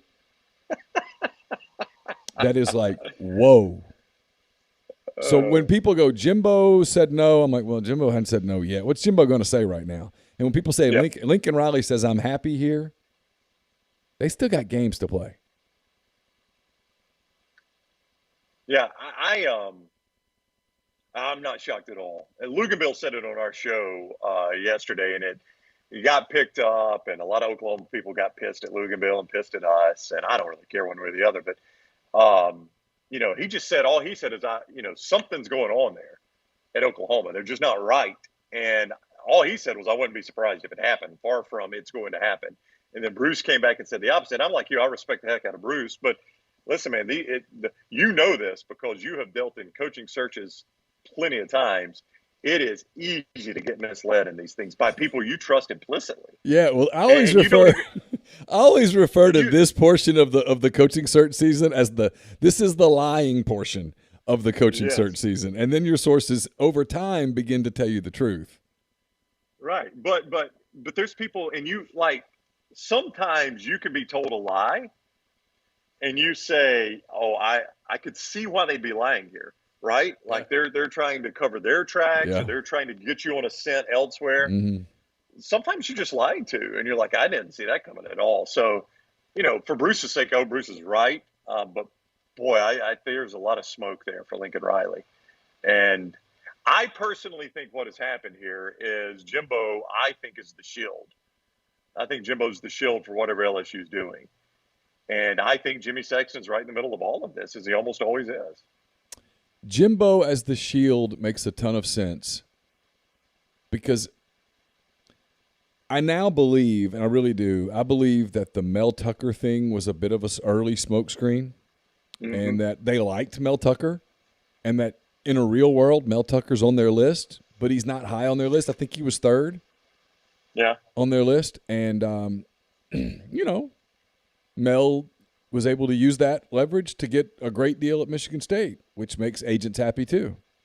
Yeah, but I assume Sexton's his agent. That's what I think that's correct. And here's the deal: the president at LSU had Mel Tucker number 1 on his list. Well, that's not artificial leverage. That's real leverage. No doubt. And so when you use that real leverage to, hey, if y'all want to keep me now, let's get this done, and then he gets it done. So that. When people go, man, you guys are just making stuff up. No, I mean, the president at LSU, that Mel Tucker probably is his guy. Yeah. But, Scott Woodward did not come to LSU to be told by the president who to hire. He did not, no. And we know from experience he's going to aim as high as he can aim. I mean, Lincoln Riley might not be the coach at Oklahoma, but he's going to have to say no. I mean, I have zero doubt Scott Woodward's going to ask. I'll be honest with you, Ryan. If you made me predict today, if you put a gun to my head, and God, please don't, but if someone did and said predict it, I think the name I would say is Lincoln Riley. And then I'd just close my eyes, hope for the best. But I think I'd say Lincoln Riley, which would make me wonder what happens at Oklahoma with suddenly this super sexy job opens up. You're about to go into the SEC. You're much more SEC ready than Texas is. That's what I think too. I think unless it's Matt Campbell, and I don't know that LSU supposedly kicked the tires pretty hard on Matt Campbell and just doesn't think he's a fit. And then you had a great tweet, and you were right. I like Matt Campbell a bunch. I do too, very much, and he's a phenomenal football coach. Yeah, he's great. Like if I'm Ole Miss, I'm calling Matt Campbell. Oh yeah, heck yeah. If it opens up, that's one of the calls I'm making. Hey, so if $8 million a year, but the whole. That's not my goal. My goal is for our team to be the best version of our team each year. I think that's just protecting some seniors. Probably. But I wouldn't advise him if I were like his media advisor. I'd say, you don't say that down here. Well, you referenced my tweet. And what my tweet said is that's the kind of thing you can say when the Ohio State and Alabama logo aren't behind you. You've lived in this state. If an Alabama coach stood up and said, winning the SEC is not my goal. My goal is being the best version of yourself. This state would burn. Well, I saw what happened to the Georgia Southern coach, for God's sake. Look what he said. I mean, all he said was, football's not the most important thing to me. That's all he said. All he said was basically being a husband and a father is more important to me than coaching football. I love football, but now I love my family more. And he got fired like days later. Yeah. I mean, it's crazy. But you've lived in this state, Neal. You know it. If an Alabama coach stood in front of that Alabama logo with the sponsor and all that and said, Coach, I know your goal was to win the SEC. Whoa. That wasn't my goal. My goal is for my team to be the best version of themselves. This place would have a come apart to hear an Alabama coach say that. You'd have such great ratings, though, man. You would. Oh my God! Your downloads and views would be off the freaking charts. Yeah, you would destroy it. Yes, I mean that's just. I love Matt Campbell. That's. I don't know. It just sounds like coach speak to the best version of themselves. What the hell does that mean? No, you're trying to win a championship. I think that was him protecting a group of kids that had been in that program for a long time. And this season didn't quite go like they wanted it to go. They're still good, but it didn't quite go like they wanted it to go. And I don't think he wanted to say anything at all that would come across as we failed. Yeah. And listen, that's fair. And I'm not questioning his ability. That guy is a tremendous football coach. I will say, though, and I get caught up on the smallest things. Last year or was it 2 years ago when they played Oklahoma for the Big 12 championship? Yes, I think it was. Yeah. They got the ball in hand with a chance to win that, and their sideline was a complete cluster. I mean, it was chaos. They had to burn timeouts. They got to delay a game. Those things, it's just small things like that I get hung up on, man. When coaches mismanage the clock or have game management issues, or the sideline is chaos. I think that guy's a phenomenal coach, but boy, in his biggest moment, it was a mess. Sometimes you got to get to that moment a couple of times before you get it right. No doubt. I'm not going to keep you super long. What would Tennessee do, by the way, if Heupel left? I don't know. I was thinking about that. Jamie Chadwell? Maybe. I mean, Heupel's taken them a step forward. I was super critical of that hire. I thought it was easy, just a hire of convenience by Danny White. And look, he's only coached two-thirds of the season. He's still got to recruit. But that's the thing about being an SEC coach is like a guy comes in and wins right away. Well, has he recruited a class yet? Because, anywhere else, let's say anywhere else you finish 12th. Let's say Rivals has you 12th.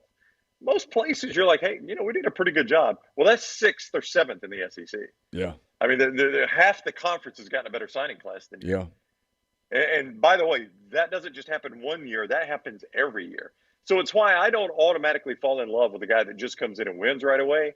There's a lot more work that has to be done in an SEC program. Oh, for sure. By the way, in the event that Harsin left, just for fun, kicks and giggles, is there one guy that immediately comes to mind at Auburn? No, because when Malzahn left, there wasn't. I think, here's the deal with Napier. I think somebody in the South is wanting to hire Napier, and maybe it'll be Arizona State. They're not in the South, obviously, or maybe it'll be Virginia Tech. I don't know. But the thing I've heard about Napier, and I may have told you this before, but I had an FBS athletic director tell me that Billy Napier is the closest to the Saban plan as any of the Saban guys. Yeah. And he's like, I know you think that's crazy to hear because he's at Lafayette, but he's a guy that has, to the extent Lafayette can do it, they've given him, I guess it's the University of Louisiana, not Lafayette, I apologize, but to the extent Louisiana can do it, they've given him autonomy. And he's not taking any job where he doesn't have autonomy because he saw it with Nick Saban and he saw what Dabo Swinney eventually had once he had autonomy. And he's like, I'm not going to settle for anything less. So whatever program wants to hire Billy Napier is going to have to say, we're giving you the keys to the kingdom. We're out of the way. You go win. Well, Kiffin's kind of that way. That is not Auburn, by the way. No, but Kiffin's kind of that way. Yeah. In a lot of ways. Yeah. Well, I mean, I think he saw it firsthand, right? I mean, when you see it with Nick Saban, why would you not want that same thing? That's the one thing now, whether you're Ole Miss or Oklahoma or Tennessee or anybody else who's going to be in the market, you either want to keep your coach or you want your coach to haul ass like quick. That is right. Because if you're going to get in it, get in it. Because you want to be able to make the Billy Napier call, whether Billy Napier's your guy or not. Before he gets announced in Tempe or Blacksburg, you want to be able to pick up the phone and go, hey, hold up. Yeah. Let us have a chat. Yep. All right. Not a ton of great games in the league this week. I'm not going to waste a bunch of your time. The line's like 3 touchdowns. I think the line's about right on Arkansas at Alabama. Is there any scenario at all where Arkansas makes this more competitive than that? No, I mean, I think the way they could have was to catch Alabama's defense, and make it a scoring fest. But Alabama's defense has actually played a lot better lately. And I think Will Anderson's the best player in America. I do too. And he is a handful to deal with, man. And I just can't see Arkansas scoring enough points to keep pace in Bryant-Denny Stadium. That is a lot to ask of that offense that has probably, I'm not going to say they peaked, but I don't think Arkansas has played as well of late as they had played offensively earlier in the season. Yep. So that is a lot to ask. Listen, outside of whatever happened against LSU, it happened. I can't really explain it. No defenses have really slowed down Alabama's offense for an extended period of time. LSU somehow managed to do it. We'll see if Alabama has fixed that. But as of right now, I'll tell you the one thing that is a concern for Alabama now, Neal, is they lost Roydell Williams, who was the backup running back, to Brian Robinson. The backup now is Trey Sanders, who was a phenomenally highly recruited player that came to Alabama, got hurt, rehabbed, and had a really bad car accident.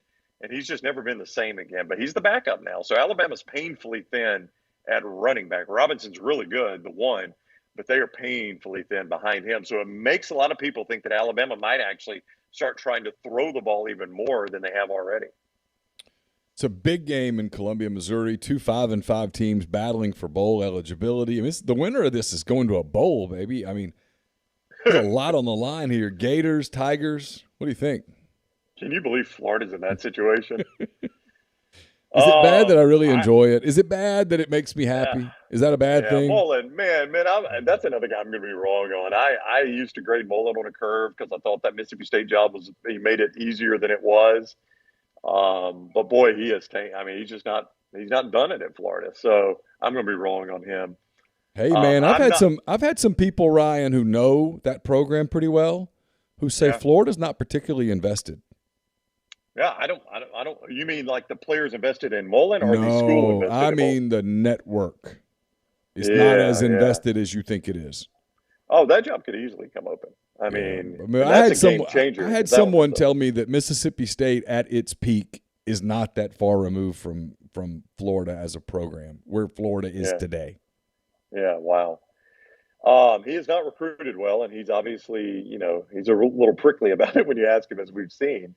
That doesn't shock me if that job comes open, because that is he's already thrown coordinators into the volcano, and it didn't help one bit. Sanford goes in there and lights them up. Sanford, of all teams, goes in there and lights them up. I'm not a big Drinkwitz. I was going to be right on Drinkwitz, by the way. I wasn't big on him as a hire. So, this is a game against a guy I missed on and a guy I think I might have hit on with Drinkwitz. It doesn't shock me at all if Missouri wins this game, though. This Florida team, it's a team that shows signs that they may have quit on their coach a little bit. Vanderbilt's at Ole Miss. No scenario where this is anything. Not at all. Not at all. And then, of course, the big one we've been talking about a lot on the big show. We'll finish with this one. You've got academics versus kind of a renegade program down there. A lot of NCAA stuff, Title IX stuff. And then you have this premier academic institution, Louisiana Monroe, heading down there to play LSU. What a game. Is that game day? Is game day there, or did they go to Columbus? No, game day's going to go elsewhere. They were going to go, had this game been in Monroe, they were going to do it there, but just for the scenery and such. But no, nobody wants to go to Baton Rouge. Hey, you made me think. I cannot wait to see how Pete breaks down Vandy. Like that, I love watching your boy Pete break down all these other teams. It's fascinating to me. Like I watched a ton of his breakdown of A&M the other night, but boy, this Vandy breakdown, he's got his hands full on that one, man. Pete would tell you, I think, that he had a letdown.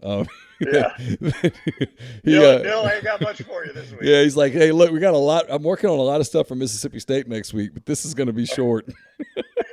I mean, I don't know how you break down Vandy's offense. Yeah. Hey, it wouldn't shock me at all if Monroe. I mean, that's the type of game that LSU will lose in Orgeron's final year. You put a lot of effort and blood and guts into that Alabama game and that Arkansas game. They played them tough, and then you're looking forward to the end of the season. The season's going to end, and Orgeron's going to be gone. I do think it's a tough spot for A&M next week. I do too. But because of where this game falls, a little bit flat. You never know when Monroe coming in there. Gary Bowden coaches them up. It'd be just after the 14th anniversary of ULM beating Alabama. How about that? How about that? I knew a guy that wrote a lot about that one time. Yeah, I do too. I knew a guy that all he said was, "Hey, that's losable." Yeah, that's all he said. Look what happened. Yeah, he got his ass run out of town. Is what happened. He did. Put him on a train and sent him to Mississippi. Said, I will say, it It was about 14 years ago, about this hour. I landed in Houston to cover Texans and Saints. And when I landed, I turned my phone on, and it blew up to the point that at first I was terrified that something had happened at home.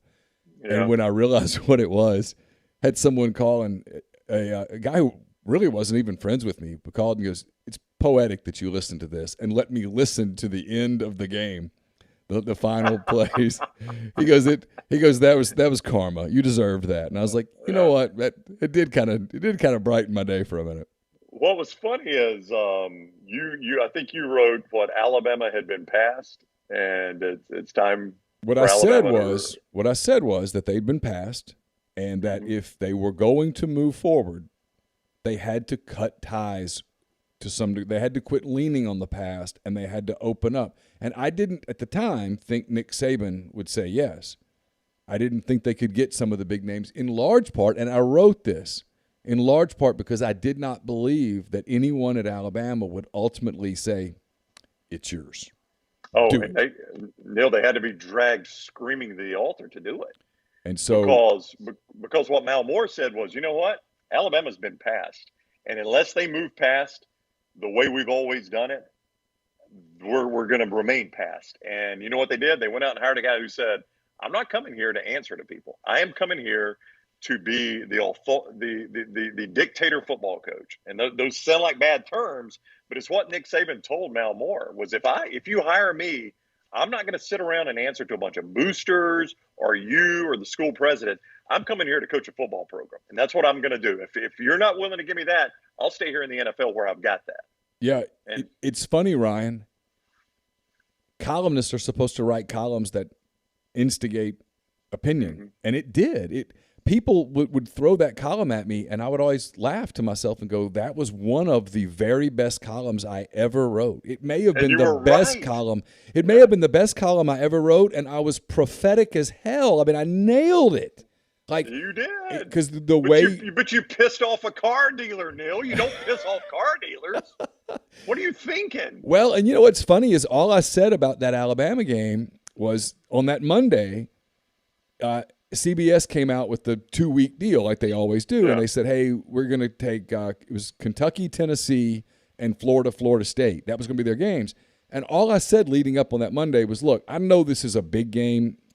It was in 12 days. I know it's a big game, Alabama, Auburn in this state, and we're going to cover it and we're going to talk about it.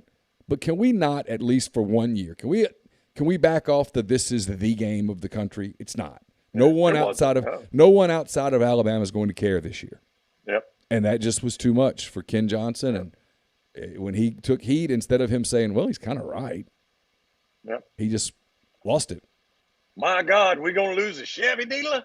We can't lose a Chevy dealer. Yeah, that Chevy dealer wasn't going anywhere. I got a comp car with that guy. Yeah, my courtesy car going to go away?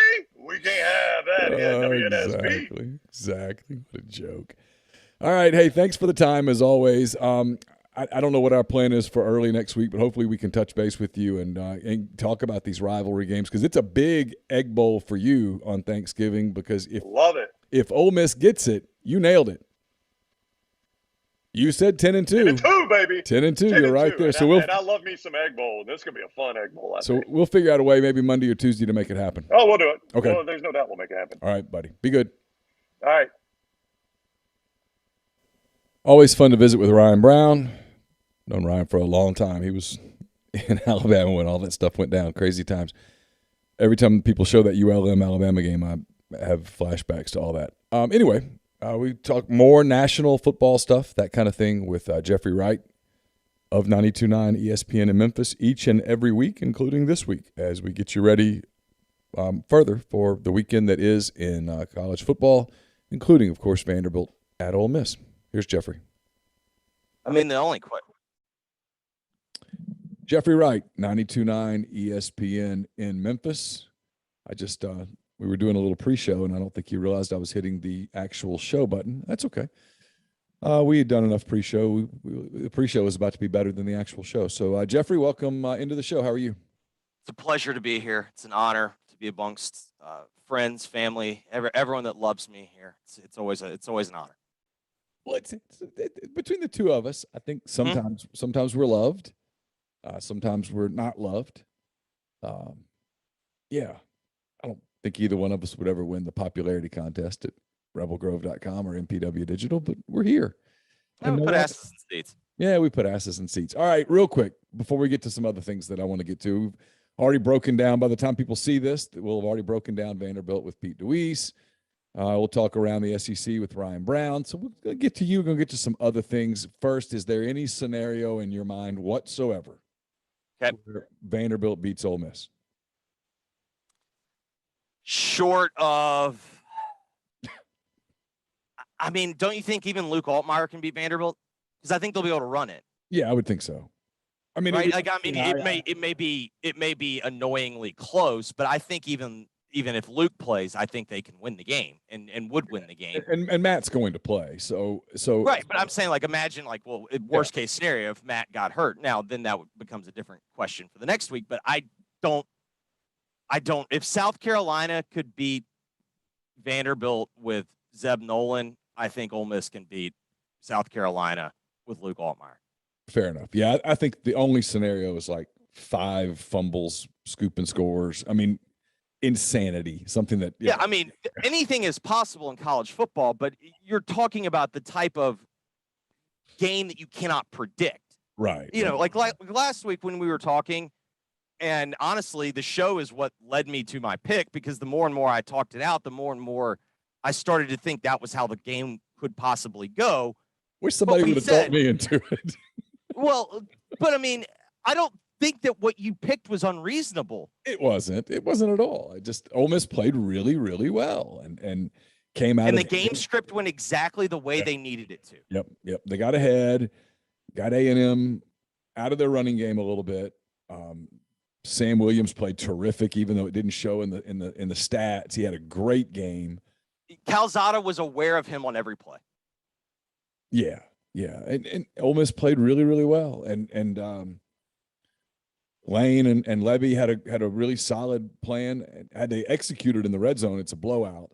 And then a ton of credit to DJ Durkin and Chris Partridge. They defensively, they were extremely prepared. They played really well. And frankly, if Springer doesn't go out, they might pitch a shutout.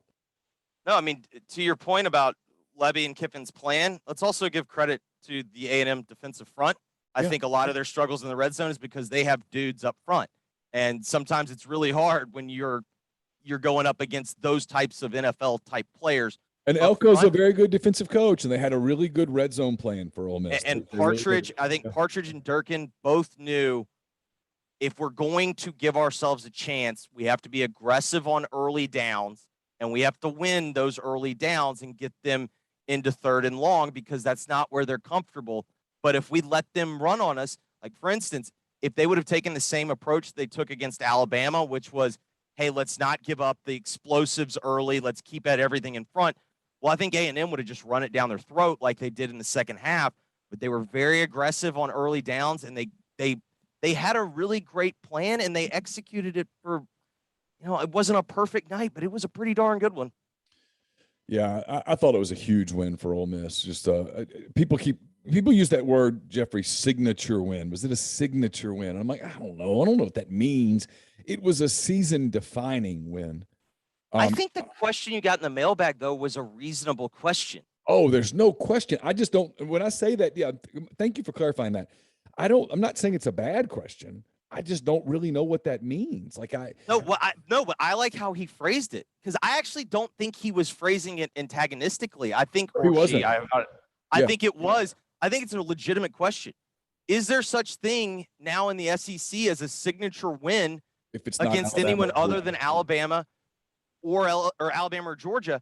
And I even think back to, I think you and I had mentioned this maybe on a podcast in years past, why the Freeze wins against Alabama were treated so differently than Nutt's win against Florida. And obviously the way that Nutt's program fell apart, that's not defending Houston Nutt, but it was just interesting to see how differently those wins are treated. And in reality, they're probably on par. I mean, as much NFL talent as those Florida teams had, I mean, they had a Heisman Trophy winning quarterback.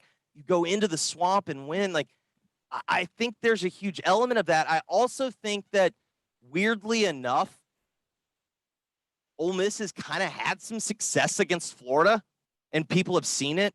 And so it was less jarring and less, whereas it always feels like there's so much emotion attached to Alabama. I think actually the better question is, if Ole Miss, if you win in the SEC championship game against Georgia like that, that's obviously the signature of signatures, but that's of course for a myriad of different reasons. But just imagine that Ole Miss would have played Georgia this year in the regular season and knocked them off. I weirdly think that the question was phrased pretty appropriately. I don't think that's even treated the same as beating Alabama, even though it should be. Yeah, no, I see what you're saying. It's the first time I ever thought about it like that. Well, I've written this many times, and you've said it many times. We've talked about it. Look, Alabama's the king until Alabama's not the king.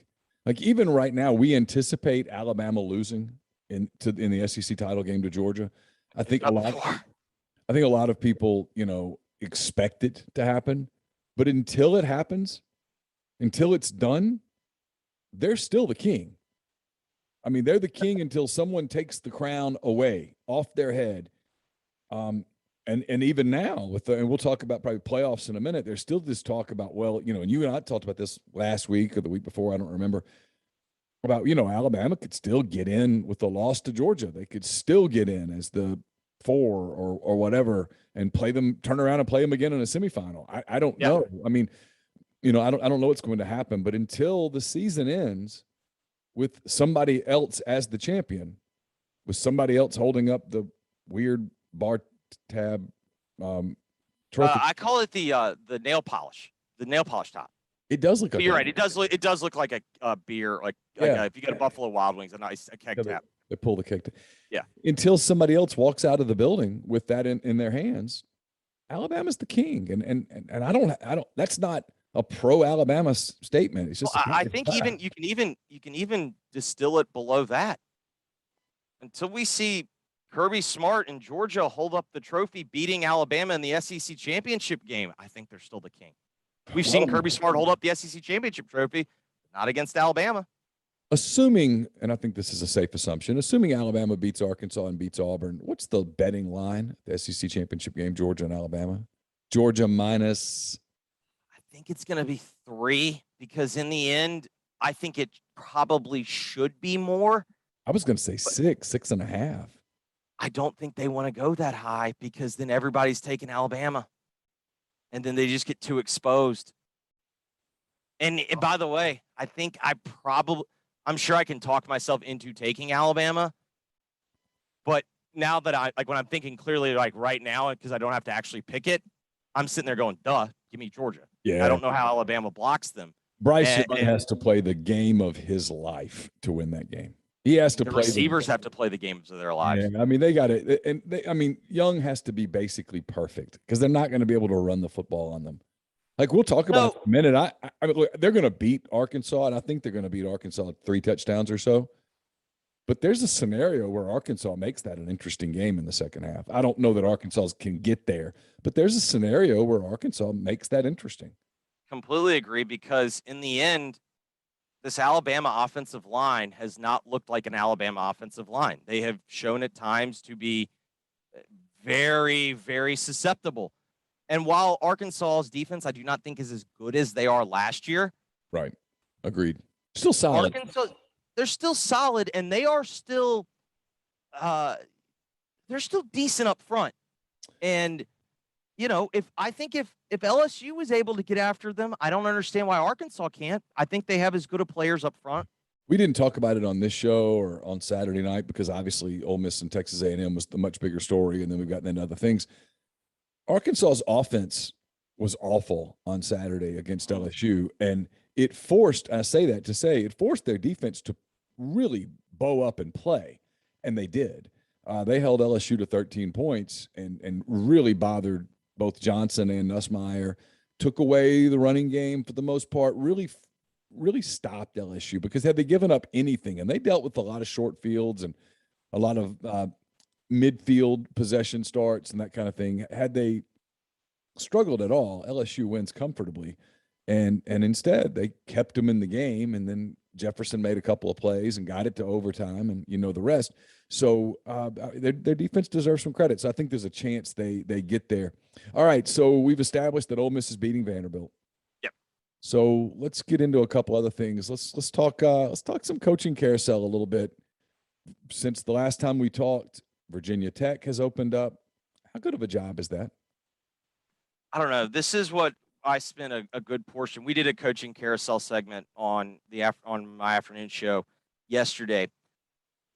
You know, weirdly, what I'm paying more attention to this year in the carousel than what I normally would, which is the chessboard of this person moves there. Does that impact this move? Or what if this guy who we think's going here ends up either not going there, goes somewhere else, or even stays? I'm more curious to see how the coaching community treats every single job that's open, because it's very fascinating to me in the sense of, let's take a job like Penn State. Okay, I think James Franklin's going to USC. The logic would tell you, well, if the Penn State coach is taking the USC job has to be better. Well, the weird reality is that's not necessarily true. What we might be seeing in that scenario is, hey, everyone's just kind of a little tired of each other, and probably to a certain degree, James Franklin, and he might even be right. I think James Franklin and probably those around him believe that they've gotten Penn State to the ceiling. And I think Penn State people view it as, you've gotten us close, but you can't get over the top. And who's to say who is right? I mean, in the end, one thing that I agree with Andy Staples when he says, I'm actually done trying to convince fans what your job is or isn't. If you're not happy and you want something else and you're the ones that are paying, I kind of view it as they're the customers now. And if they're not happy and they want to do something different, so be it. Now, I also acknowledge you got to accept the consequences. You know, if you're Penn State and you are convinced that you can do better than James Franklin, or someone can do a better job than James Franklin, and you want to be just kind of done with it, that's your prerogative. You also have to accept the fact that James Franklin's view might have been correct in that, hey, I did get you to the ceiling.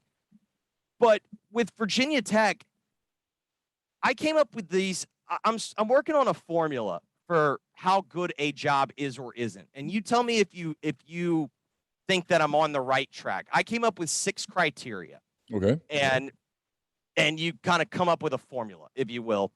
And then I'm going to, hopefully over this break, I'm going to start ranking jobs. Question number 1, let's be real. We're all human beings. Does it pay well? Right? That's the number 1 factor. Yeah, agreed. For sure. All right. Number 2 for me, and I haven't decided how I'm going to weight these yet, but I think these are the things, like when I view of jobs, this is it. Is it a destination job? Or is it a stepping stone job? Or is it honestly a paycheck job where you're going to get the one big paycheck, but it suggests you're not getting the second one? You know what I mean? You're going to get one contract and be done. Number 3, fan expectations versus reality. So this is where I bring up the example of Virginia Tech. It appears to me that Virginia Tech fans view their job not as an elite job, but as a job where you should always be a top 25 team, and more often than not be a top 15 team. Okay. In my opinion, that is not realistic. I agree. In my opinion, top 15 is kind of the ceiling. Agreed. Because if you look at it historically, prior to Frank Beamer and post Frank Beamer, the jobs have been very similar. And there was a run with Frank Beamer where they elevated themselves. And honestly, a lot of it was being in the Big East. When they got to the ACC, they had success early, but also Florida State was on the downward spiral at the end of Bowden, and it was pre-Jimbo lifting them. Clemson was not Clemson yet. And you had an opportunity there because you were on the right division. I just don't think, also on top of that, now everybody recruits the Tidewater area, the Virginia Beach area. Everybody's recruiting the DMV. You don't have the recruiting advantages that you had before. So I view that as a negative. Another job that I view that as a negative, and I know it's one that we've talked about a lot, Florida.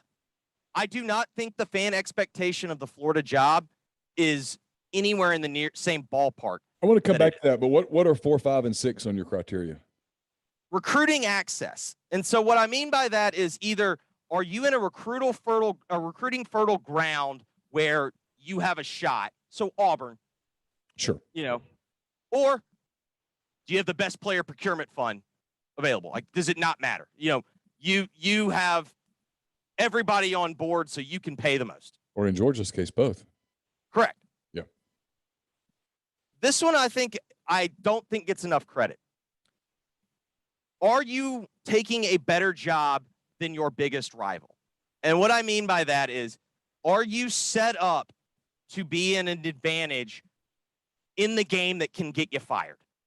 So the example would be Alabama and Auburn. You'd rather have the Alabama job than the Auburn job. Forget the whole Saban factor, but I'm just saying. All day, every day. If that's the job that's going to define me, I want to have the upper hand. If it's the game that can get me fired. Honestly, if it's Ole Miss or Mississippi State, I'd rather have the Ole Miss job. Absolutely. Of the two, because I think when all things are equal, I think it's a slightly easier place to win.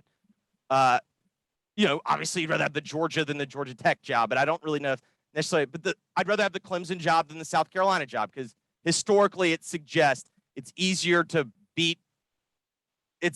Clemson to beat South Carolina than it is for South Carolina to beat Clemson.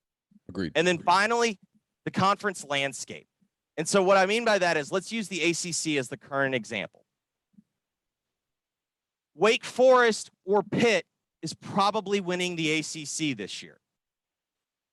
With all due respect to both of those programs that are enjoying special seasons, and I hope their fan bases enjoy having the special season, because that's kind of what sports are about, having that special season. It's usually an indicator that the ACC is down. So it's a question for me of, okay, is Clemson showing program cracks, or is this an outlier? Was this, hey, they got caught, they thought their quarterback was going to be something that he's not, and they thought they were going to be kind of fine, and they can remedy that?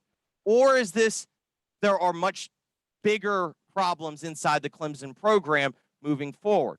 Also, what do we think about Florida State? Like, is their trajectory moving up? So when I look at the conference landscape, is there an opportunity for me, or is this a bad time to get in because I might be getting in at a low point for the best programs and they're going to end up rising up, and then I'm going to be held to that standard? All right, that's fair. I like that, actually. So you look at Virginia Tech. I don't know. So Fuente was the third highest paid ACC guy at $4.75 million. So the pay is really good. Pay is really good. It's not SEC money for the most part, because I think what we're about to see. Yeah. But it's good. I think it is. I honestly think it's very similar, honestly, to the Ole Miss job, to the Arkansas job, to the. I think it's in that tier of somewhere around, 20 to 35. Like we're seeing Ole Miss this year. This is yet again the fourth of six coaches that have had the job full time that's going to have the opportunity to go to the equivalent of a New Year's Six Bowl and finish inside the top 15. That's a pretty good track record of being able to accomplish that. Now, it's taken special seasons, but they've been able to, 4 of 6, we're talking about 2 out of every 3, 66% of guys that get this job have been able to accomplish that recently. Well, and even if you go back, like on the Ole Miss job, I've started having this argument with people, and I think when I say this, because I'm not a fan. I'm not a guy that covers them like a fan. And I think when I say this, people look at me and they're kind of surprised because I think they expect me to say it's a mediocre job. If you go back to Hugh Freeze's tenure, just go back to Hugh Freeze. In 2014, Freeze had Ole Miss nationally relevant in November. In 2015, Freeze had Ole Miss nationally relevant in November. Sanctions hit. Yep. And in a very short period of time, Lane Kiffin has Ole Miss nationally relevant in November. If you kind of throw out the sanctions, as that doesn't come all the time, sure, you throw out the COVID year, and I'm willing to throw out the COVID year for everyone. If you throw out this is a really good job. Like on your list right here, it pays well. Like I think Ole Miss is going to pay Kiffin $7 if he'll stay. Yep. We'll talk about that in a minute. I think they might have to. Is it a destination? No, but it's close. It's not a destination. On the ladder, it's pretty high up. It's not a destination job, but if you come in and do a good job, Tuberville got the Auburn job. Yeah. Freeze could have had the Florida job. Yeah. Kiffin's going to be able to have, again, I don't know. Or you could stay forever and you could turn it into. I think the reason why I include Ole Miss in the really good job category, unlike Virginia Tech, I don't think Ole Miss fans' expectation is New Year's 6 every year. No, it's not.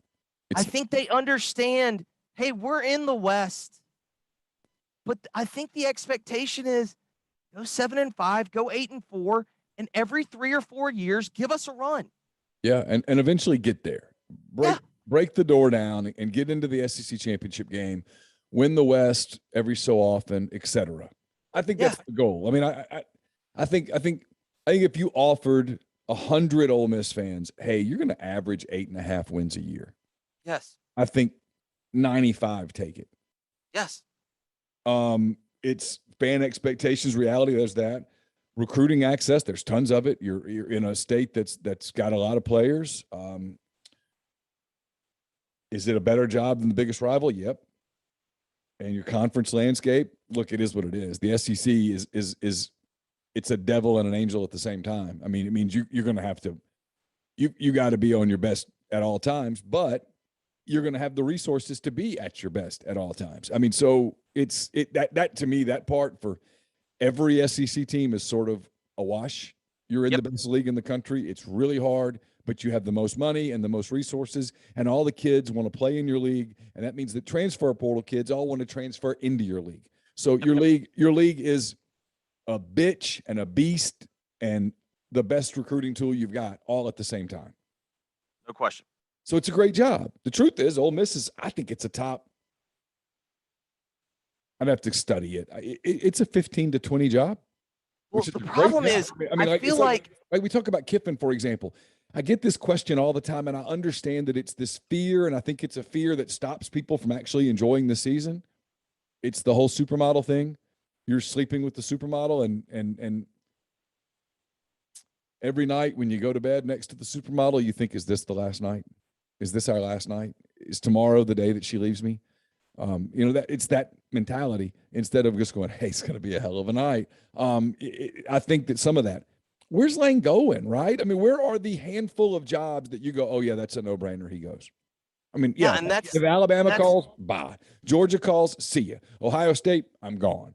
But he's not getting one of those jobs right now. I mean, and so people do that. It's the one job that I think is going to be out there that everyone is fearful about is Miami.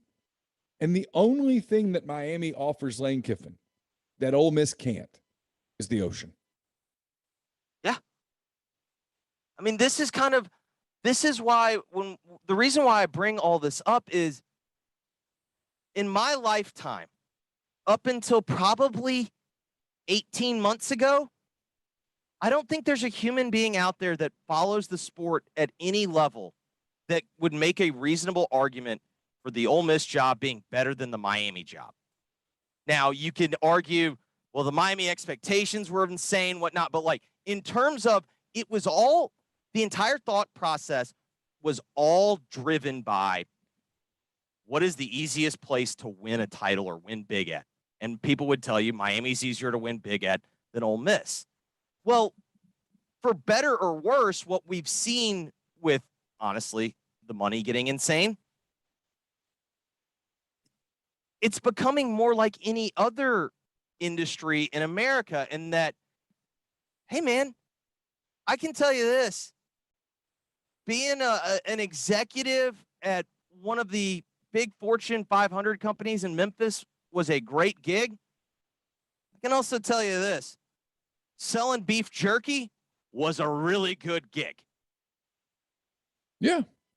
And it's, you know, now we're at a certain situation where I think the only jobs that you can make the argument that are going to be at this level with SEC gigs, it's going to be Big Ten gigs. And one thing we've seen with the Big Ten's not as comfortable going all in and, you know, spending on all of it like the SEC is. Like, I think Ohio State, as you've pointed out time and time again, they operate like an SEC school. Mm-hmm. They don't care. Whatever they got to pay their guy, like whatever they got to spend on football, they do it. Yep. Penn State's paying James Franklin like $7.5 million. Like Penn State operates it. It does feel to me though, like Penn State, they'll do it if they have to, but it's not necessarily like where they're comfortable. And I think like they still think like, well, you should do it like Joe Pa did, where Mm-hmm. takes the fair market rate and does a good job and whatnot. And so there's still like that ingrained. But I also think there's a segment of Penn State's fan base that understands like, hey, that ain't how it works anymore. Like, you know what I mean? Like, that's just, I think they are fairly realistic like that. Michigan, I think, is kind of the same way. They're not all in like Ohio State is, but I think they understand the reality of it. Like, you can't be competitive and just and act like, well, we're Michigan, so we'll win. I think they're more Florida than Ohio State, but I think they're still like that.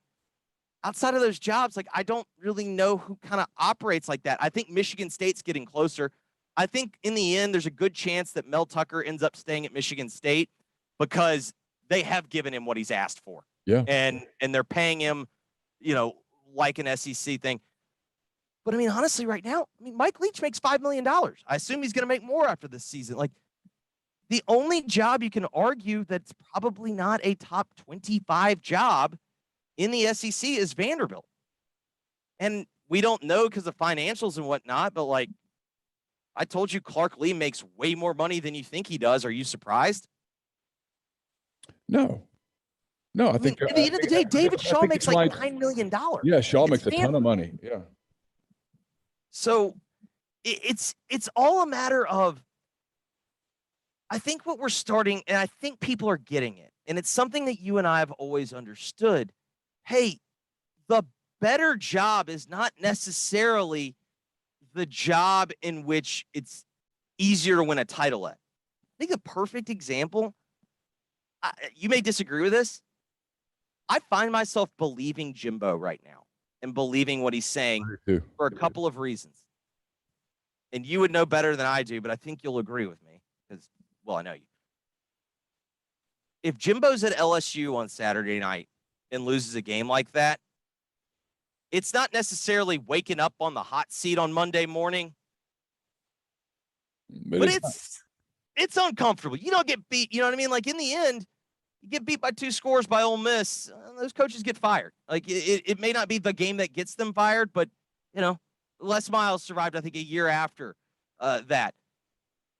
I'm not saying A&M fans are skipping and jumping for joy, but 9-3 and 10-2 at A&M is a lot more acceptable than it is at LSU. And it's a lot easier to go 9-3 and 10-2 than it is to not lose. Let's dive into Miami a minute. It's the bear in the room. I mean, it's the elephant in the room. It's the one thing that's out there. Lane's not on the LSU short list. He's nowhere close. What about Oklahoma? Would Lane get the Oklahoma job? No. Yeah. Okay. No.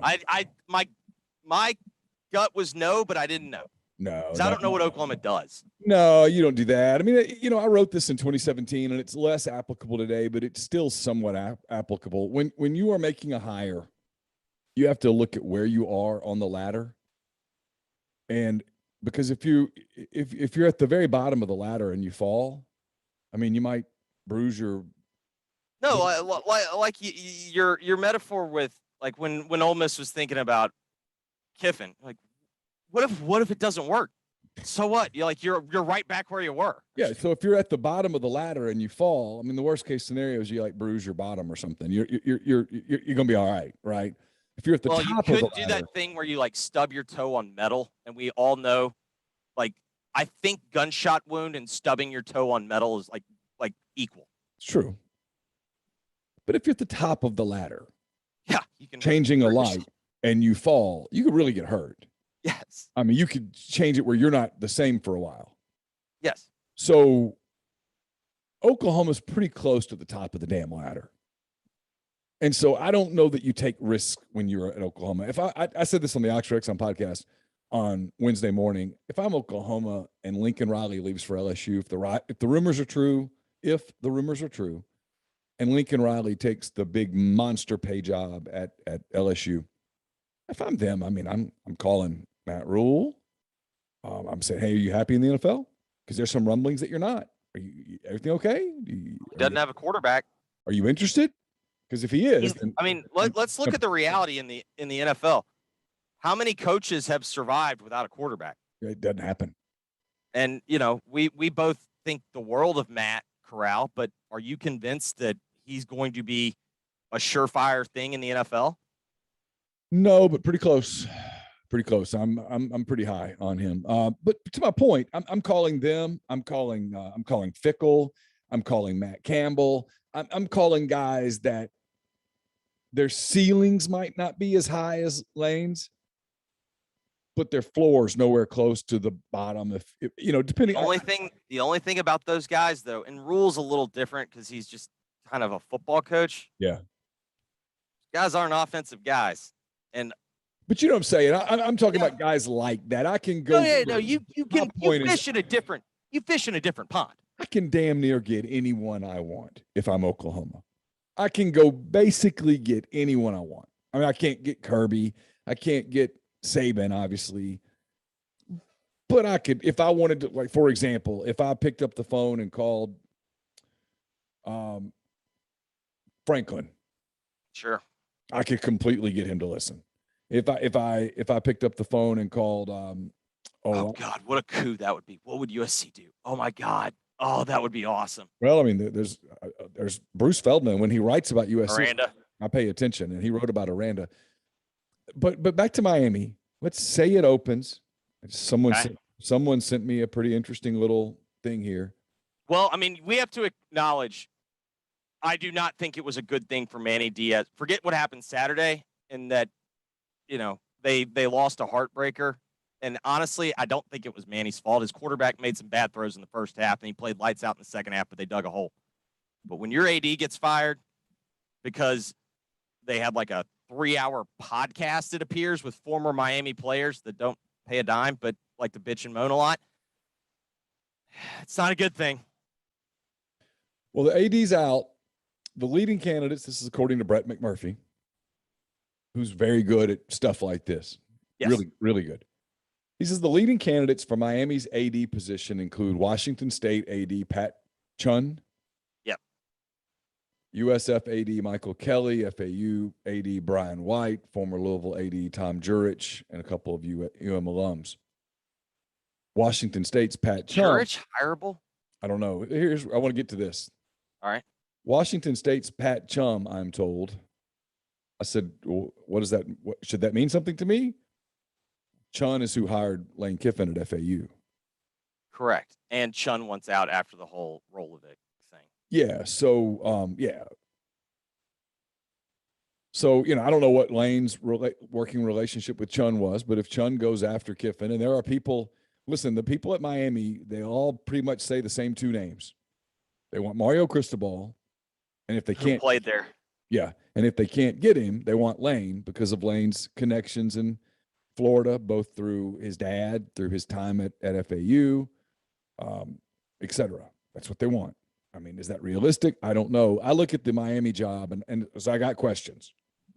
Number one, what are you going to pay? Because right now you're not paying anything resembling the kind of money that it would take.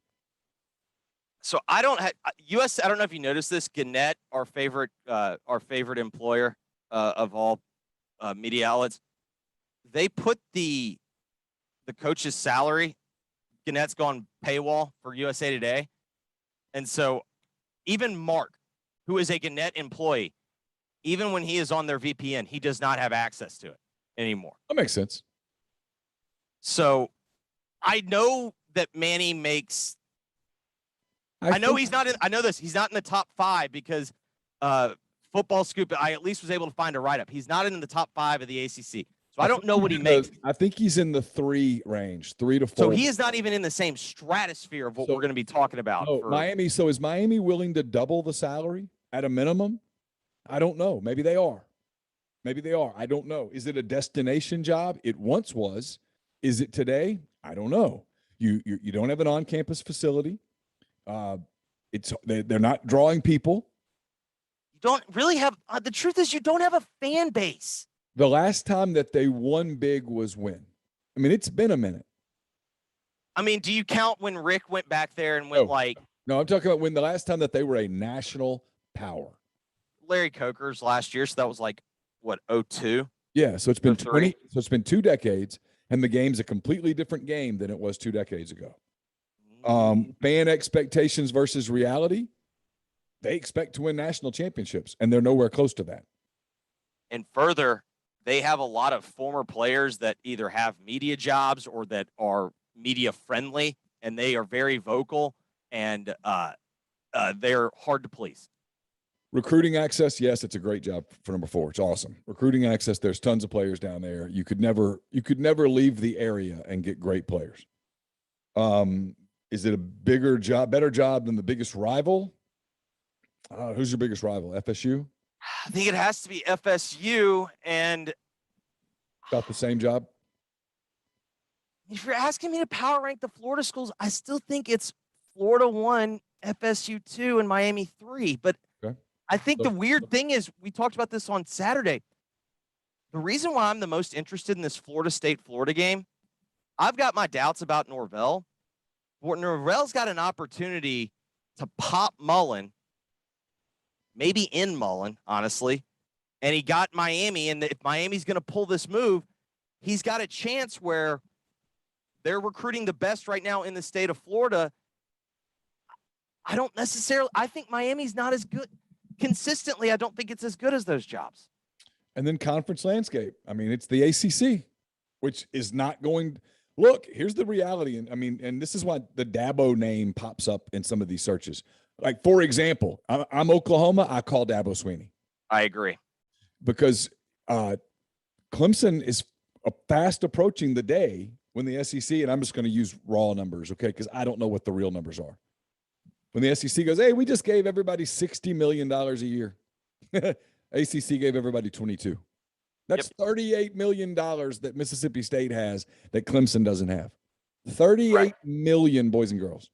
And for a period of, I believe, correct me if I'm wrong, 7 years following, that'll be the difference. So do the math. Call it 40 million difference, 7 years. That's 200 and that's more than $250 million that they're getting. New stadium. That they get just to breathe that you don't get. I mean, so it's a conference landscape. It's not a good conference landscape. It's nowhere close to a good conference landscape. And that's before you even entertain the possibility of a couple of the big boys in the ACC going, screw it. We're moving to the Big Ten. We'll pay the penalty. I don't care. Let's go. And is that going to happen? I don't know. Am I willing to bet that it is going to happen? I'm not. Am I willing to bet that it's not going to happen? I'm not. And don't give me the damn thing about contracts. I don't care. Because we're about to see this because Texas and OU are getting closer and closer every day to going, F it. Here's your money. Screw it. We're out. Peace. This is no longer worth it. And when they do, and a year later they've completely recovered, like North Carolina is going to look at that and go, wait a minute. What are we doing here? What are we doing? I mean, hand-raised guy in the North Carolina room is going to get it kind of worked out for Texas. OU seems really happy with their new girlfriend. Why don't we remember when the SEC called us? We should call them now before USC and Arizona State call them. We should call now. We really should make that call. If they're still interested in us and UVA, this is the time to make that call. Yep. And so I don't know what's going to happen. And if that were to happen, where say North Carolina and Virginia went to the SEC, and I don't know, name me a couple of ACC schools that would. Notre Dame joins the Big Ten, and I don't know, another school goes Big Ten. ACC school goes Big Ten. At that point, Virginia. Well, yeah. Did you put Virginia in the SEC in ours? But we can change. We can put Duke in the SEC and let Virginia go.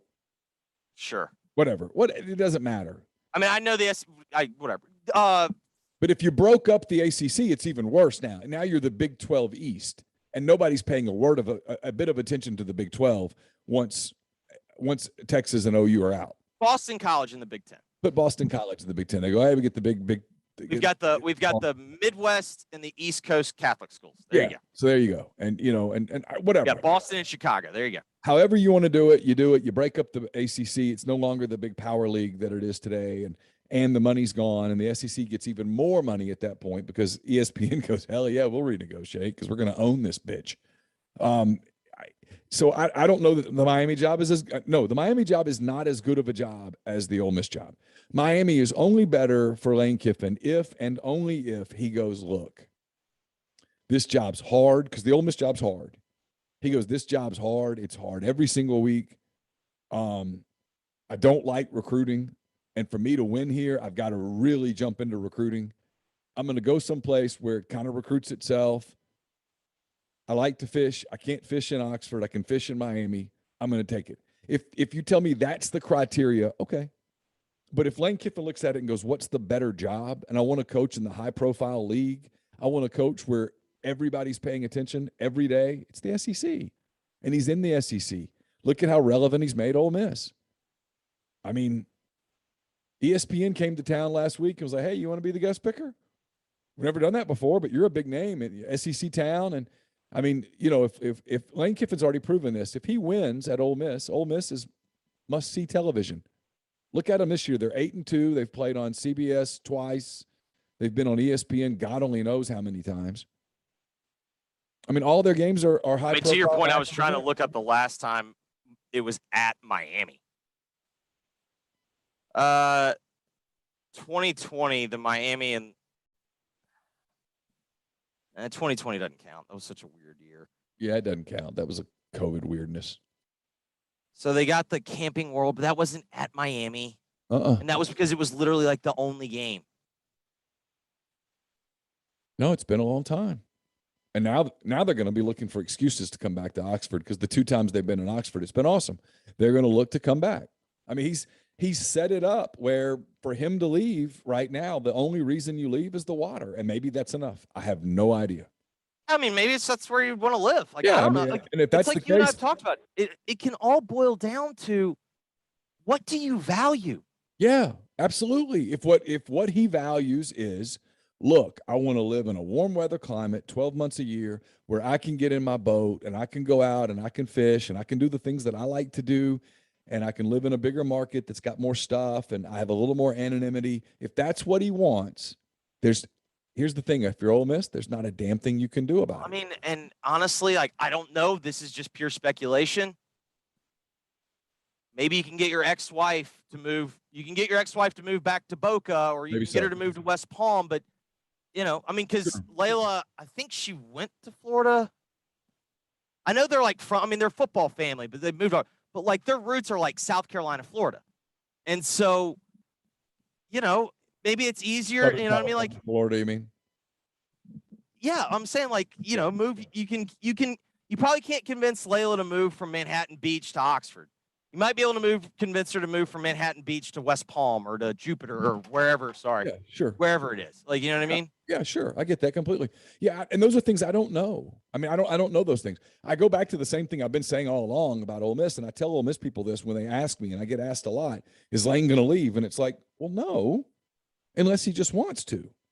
I mean, yeah. You've made the job super attractive. You've proven his premise. The reason he took the job was he thought he could make Ole Miss nationally prominent. Well, here you are in year 2, and you're 8-2, about to be 9-2. You're 10th in the country, about to move up to 8th or 9th in the country. You're going to play on Thanksgiving night with a chance to go to an Access Bowl, a New Year's Six Bowl. I mean, that's outside of winning a national championship. That's pretty freaking relevant.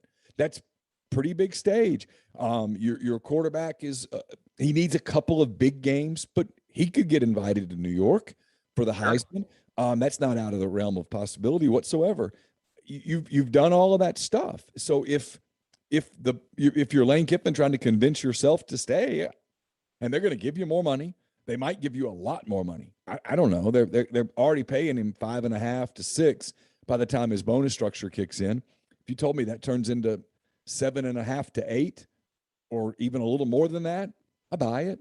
Now, if I'm Ole Miss, I say to Lane Kiffin, now look, man, if we're going to give you $8.5 million,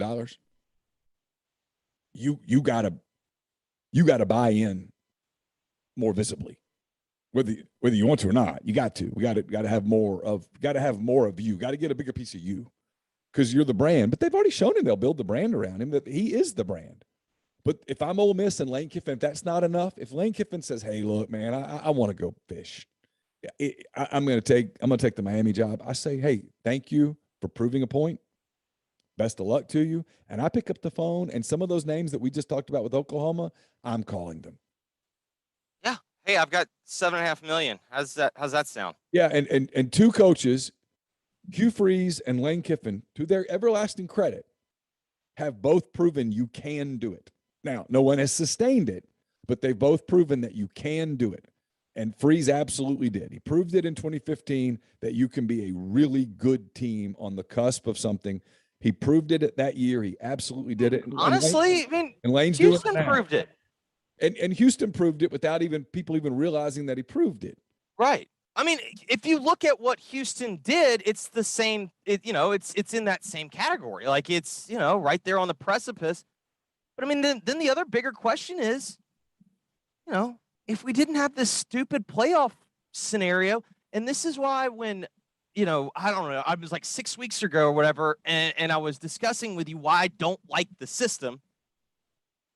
This should have been the fact that a 10-2 year has left some Ole Miss people, and I'm not even telling you how to feel. Like, it's just what I've observed. To have this sense of either, damn, like it was a missed out opportunity. Like, the fact that this isn't a special season that everyone is like kicking for joy, I think it is a direct reflection of what the system has become. And it's all, if you're not a playoff, you don't matter. And everything has been watered down. Nothing matters.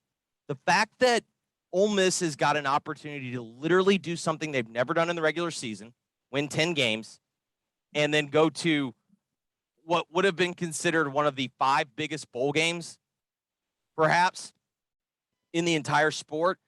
And the fact that it feels like, damn, missed opportunity to so many people, that speaks to me like where the sport is. And it's the same reason why, if that is true, which I kind of think it is, this idea that Ole Miss can't be better than the Miami job, that's absurd. Like, that's the reality. This is a completely different world than what so many people are thinking of. Absolutely. And I mean, look, if there were a 12-team playoff right now, Ole Miss would be in it right now. Ole Miss would be in it, and it would be major talking points, because Ole Miss, the Ole Miss Mississippi State game would be huge on Thanksgiving. And on top of that, I think when you want to talk about, to go back to the original point about the signature win, I think Saturday would have been a signature win, because, we think back to that 2014 year, we called it all week, that Auburn game. Like, this is a quarterfinal game. Like, Ole Miss still had more to go, but like, this was essentially, for all intents and purposes, that Auburn game was a quarterfinal game. Loser was knocked out. But, last week would have been, a play-in opportunity. It would have made that win feel so much bigger. I completely agree. It would be more than a feel-good win. It would be, oh my God, we're in the playoff picture. Yes. And if you go back to the Freeze years and even to the Nut years, and this is why the job's a good job. It's a really good job. If you go back to those years, if it were a 12-team playoff, Hugh would have made it at least once, and Houston would have made it once. Yep. So that's, and I mean, the conversation now would be, obviously, where do they finish? And are they going to go 10-2?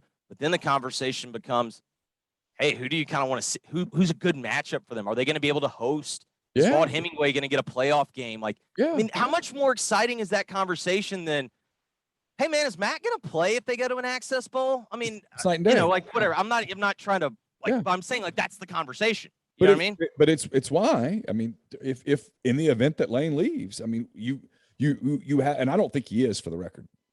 Deep down, I don't. Do I think the Miami thing's a threat? I do. I absolutely think it's a threat. I think it's designed to be a threat. And I think, yeah, and he might want it to be a threat because it gives you some leverage.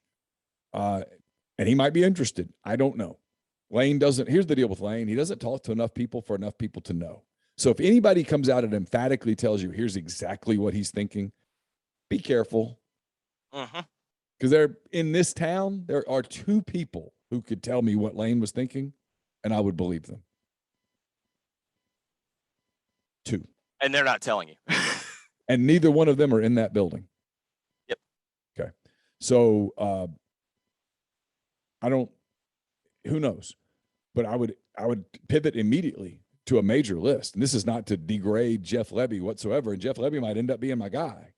I don't know. He might. I would certainly talk to Jeff Lebby. I'd talk to DJ Durkin. With all due respect to both of them, it would be irresponsible to just to not. It's irresponsible. It all comes back to the same point that we made earlier about who's your fan base. Like, what's your customers? Like, that's irresponsible to your customers to not find out if one of those guys is at least interested. Absolutely. I'm calling big names. I'm going, hey, did you see the atmosphere for the LSU game? Did you see the atmosphere for the Texas A&M game? That's routinely here. Side note, more of the on fire baton girl. I want more of that. Yeah, I didn't see that awesome. until this week. I saw the video of it. I was like, oh, that was pretty cool. That was electric. If you're her parents, that was on fire. You're a nervous wreck if you're her parents. Oh God, yes. I mean, because it's dark and flames, and she could, yeah. I kept thinking, are those real flames? And then you realize those are real flames. Yeah, you could see like the trail. Yeah, that's kind of scary. Yeah, so I don't know. I mean, listen, we by the time you watch this, the Egg Bowl will be less than a week away. And in those days, immediately following the Egg Bowl, a lot of stuff's going to happen, and a lot of stuff's not going to happen. But a lot of stuff will be rumored to happen that's not going to happen. Yeah, and I do think Kiffin is a guy who views attention as there is no such thing as bad attention. There's no such thing as bad publicity. And so his name being attached to jobs, I think he, A, likes it, and I think, B, he thinks it's good for his program. And we'll see. It's going to be fun, though. And if, I mean, the price of poker is going to go up. But, yeah, if you're Ole Miss, I'm approaching this next couple of weeks of I'm going to try to lock Lane Kiffin up. I'm going to try to give him his money. I'm going to try to get it done. But if I can't, I've got a search ready to go. That's quick. Oklahoma sell James Franklin? Be tough. I think because I think it's in the end why he winds up at USC is like they feel like locked in. That's kind of what they want. They don't really care that it's ending poorly. But I just wonder if like Oklahoma can. Oklahoma would be a bet. I think they could sell Billy Napier better than they could sell James Franklin. Maybe, but I mean, Oklahoma could go hire Josh Heupel, and it would be very popular. Well, that was the one that I thought was fascinating. If you're Heupel, you take it in a heartbeat. Bye. Done. Yeah, Done. I do. I agree, but like Done. Stoops did fire him. Like he does have some bad feelings there. He does, but he would get all the money. He would get all the money in the world in the deal. You absolutely go. If you ask 100 coaches, hey, you can either be the coach at Oklahoma or the coach at Tennessee. Your pick now. Oklahoma. They all say Oklahoma. It's a better job. It's a better job. I mean, I know I've campaigned for it, but we still don't know what this Oklahoma job's going to be in the SEC. No, but if I put a gun to your head and said, does it become an even more elite job or does it become a bad job? You would pick elite. Correct, because A&M's profile's not fallen. Right. A&M's profile shot up. Yes. Now Texas is another deal because that place is a zoo. I mean, it just might not be doable there without a Saban type person walking into the building and going, "That's it. It's my program. Get the hell out." And there are those people don't. Honestly, those people don't exist. And I even wonder. I just wonder if it's like institutionally broken. I mean, in the end, everyone always acts like it's one of these great jobs. They have 2 titles. 2. That's why Oklahoma could call. I could really get wild. Oklahoma could call Dabo and get him to listen. I think they could, and I'm interested to see if Dabo would. And he's not the great offensive mind, but he doesn't pretend to be either. He knows how to recruit. He knows how to run a recruiting machine. Well, and on top of that, he's got to go. He knows this year he has to overhaul everything. Yeah, this would be the time to go make a run at Dabo, frankly, because he might finally be. You know what? I may have done all I can. I may have apexed this thing. Done all I can. I think I got one more run in me, and these jerseys look a little more like Alabama's. Maybe I got to do that. Yeah. Jeffrey, as always, man, thanks for the time. Really appreciate it. All right, man. Be good. That was Jeffrey Wright. Always fun to visit with him each and every week. Hope you guys enjoy that as much as I enjoy doing the interview. He's kind of to give us his time middle of the day on Wednesdays. Actually, that's the first interview I typically do for this show, so it's always kind of a good start. One of the second interviews that I typically do is Ben Mintz. So Ben Mintz with Barstool Sports back in New York this week. Spent some time talking to him earlier this week as we get you ready for the big weekend ahead in college and pro football. Here's Ben. Ben Mintz, Barstool Sports, joins us as he always does here on the MPW Digital Pregame Show. Ben, you're back in New York, but you got there sort of a circuitous way. You left Vegas. I saw you got to Oxford. You went to the Ole Miss Texas A&M game before you got back to New York. I assume you're none the worse for wear, but glad to. Oh man, I gotta say, what a just. And especially you, obviously, everybody that's lived in Oxford through COVID and just the rough era we had from 16 to 19, just seeing the town pop like that again. I mean, it just seeing the economy and everywhere packed on the square. And, I know there were a few empty seats, but there weren't a lot. I wanted to give a big shout out to Paris Buchanan, the athletic department. Neal, the game atmosphere in our stadium has gone from, I don't want to say anything too negative about the past on this pod, but it's improved like not just 100%, like 500%. Just in every way, the lighting, the way they're engaging the fans, the players, the smoke, it just feels like a modern game atmosphere. And I really just love how Keith Carter has allowed Paris to push the envelope on that. And I thought the atmosphere was great in the game Saturday, even if it was a little cold, which sometimes keeps the noise down, I think. But had just a complete blast. Kirk Herbstreit talking about how special it was to be in Oxford, I thought was awesome. Obviously ESPN's our rival, but it's still great to see that big of a crowd for game day. And, it's just after everything that's happened with COVID, it just is so great to see Oxford doing well. And, you look at that game, as the improvement on the Ole Miss defense, and, you go back to the Arkansas game where we couldn't stop anybody. Every game except the first half at Auburn since Arkansas, the Tennessee effort was great. The Liberty effort was great. The LSU effort was great. The second half against Auburn, they only had 3 points and gave ourselves a chance. Then you see how they played against A&M, the improvement, it's staggering. And Sam Williams having a tremendous season. Chance Campbell at linebacker. I thought when Springer got ejected for targeting, it was going to hurt more than it did. Obviously, we saw A.J. Finley make that key play.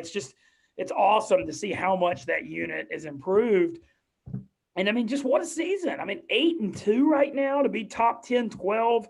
Ole Miss, I know it seems like we're doing, they hadn't had a winning season in 6 years. So I just hope everybody's enjoying this half as much as I am. And I couldn't have had a better time in Oxford. Atmosphere was incredible. Love seeing the square pop. And then also shout out on here to my best Oxford friend, is number 2 bartender at City Grocery, Elliot Willard. I came back too because he got engaged Sunday night. I wanted to be there for that. And I got to come back for that. So just a really special weekend in Oxford. Didn't even realize I was going till Thursday. And I found a $160 nonstop Vegas to Memphis, pulled the trigger last minute. And just glad to get there. I made LSU and A&M, and I think if Ole Miss gets a big BCS bowl game, if it's peach or sugar, I'm going to try to make that too. All right, let's talk about Ole Miss getting there. Is there a scenario in your mind at all where Saturday Vanderbilt Ole Miss is remotely competitive, or is this just a matter of how much Ole Miss wants to get done so that they get out healthy. Yeah, see, it's one of those situations. Ole Miss, the line's up to 36. There's no way I'd lay 36 because Ole Miss, this is a game. Look, when you look at Ole Miss, I mean, going back to October 2nd against Alabama, I mean, Liberty, I know isn't an SEC team, but they're not a joke either. They've had tough games every single week for 7 weeks in a row. And so the last thing you're worried about here is covering or running it up or anything. I mean, I kind of expect hopefully Ole Miss to get out to like a 21-0 lead or something pretty quick and then just empty the crap out of the bench in the second half, because this Egg Bowl got so much more interesting on Saturday with State coming back against Auburn with Will Rogers' emergence. This already feels like a fascinating Egg Bowl. State's going to be 7-4 and Ole Miss is going to be 9-2, playing for a lot. And you know, you almost got to treat this like a scrimmage to get everybody healthy. And I know Mingo dressed out Saturday but didn't play. Certainly hope he's back for the Egg Bowl. But to me, the last thing you're worried about is starters playing late in the fourth here and covering the spread. You just got to hope they don't come out too lifeless early. Vandy just doesn't have any firepower, though. And you know Ole Miss can score. So I'm not worried about this game. I would not consider laying the 36, though. I just hopefully Luke Altmaier gets in there. The backups are, you know, we get to see some of the backups play, keep everybody healthy, because don't forget, not just as the Egg Bowl next week, it's a short week. It's a Thursday night game and Thanksgiving and everything around that. So, I mean, I think the last thing we're worried about is running it up this week. Yeah, I'm with you completely. I just can't see them playing enough guys late to run it up past 36, 37 points. It just doesn't feel right. And Vanderbilt scoring a late TD on a bunch of reserves could happen. And some, you know, if you told me 42-14, somewhere in there, I'd totally buy it. 42-17, where it's 36.5 is just a lot of points. A month and a half ago, I'd lay them. Today, no. Yeah, I just don't think it, especially like I said, the 7 tough weeks in a row.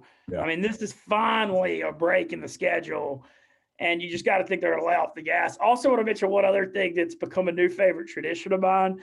So I do my post-game video when I'm in Oxford from now on from the student section, and it's a scene when like myself at 38 hopping over that fence to get in the student section is just out of control. It's just so funny, but. I've had a blast getting the student section for LSU at A&M game. I just wanted to mention that. It's a lot of fun. Like, I try to just get out with the people. So when you look ahead, because hopefully you and I, we'll talk in a minute when we get done, touching base for next week, just to kind of throwing a quick one together. Because like you said, the game's on Thanksgiving. It's on a Thursday, which expedites everything. When you look which I hate, which I'm sure you hate as well. I would think. I wish the game were played on Saturday. It's awful. I mean, it's look, and I get that it's good that it's a big game Thanksgiving night, but I guess. I don't like it either. I don't like it. I don't like it at all. I don't like it for. Listen, let me list the things I don't like about it. And everybody goes, "Oh, you hate it because you have to work on Thanksgiving." Granted, that's one, but that's not the biggest thing. So. For Mississippi State, they're losing a massive recruiting weekend on this. Just like next year, Ole Miss will lose a massive recruiting weekend on it. You can't bring kids. They're not coming in on Thanksgiving Day, Thanksgiving night. You're not getting that. All right. You speed up the game week. Now you have less time to write about the game, to talk about the game, to preview the game. You lose basically a day in the Grove or a day in, what do they call it there, the Junction or whatnot. You lose a lot of stuff. You ask the kids to turn around and play a game at the end of the season on short rest. And then people do you get the stage to yourself on Thanksgiving night. The Saints and Bills play Thanksgiving night. More people are going to watch an NFL game than are going to watch a college game. It's just the way it works. You're better off playing on Saturday in a primetime spot, in my opinion, where people are conditioned to watch college football on Saturday. Yeah, and another thing that always got me on the Egg Bowl side of it from when Ole Miss has a home game is Ole Miss is 33 to 40% out of state now.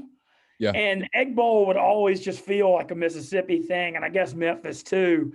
But like such a heart of Ole Miss is like we pull kids. I mean, I'm from Louisiana. You know, Ole Miss has so many kids from Texas and Louisiana and Tennessee and Georgia and just everywhere. And the Egg Bowl, is like a lot. He's kind of like almost feels lost on the out-of-state part somewhat. There's no doubt about it. Those kids might come back for a Saturday game, but they're not coming back for a Thursday night game.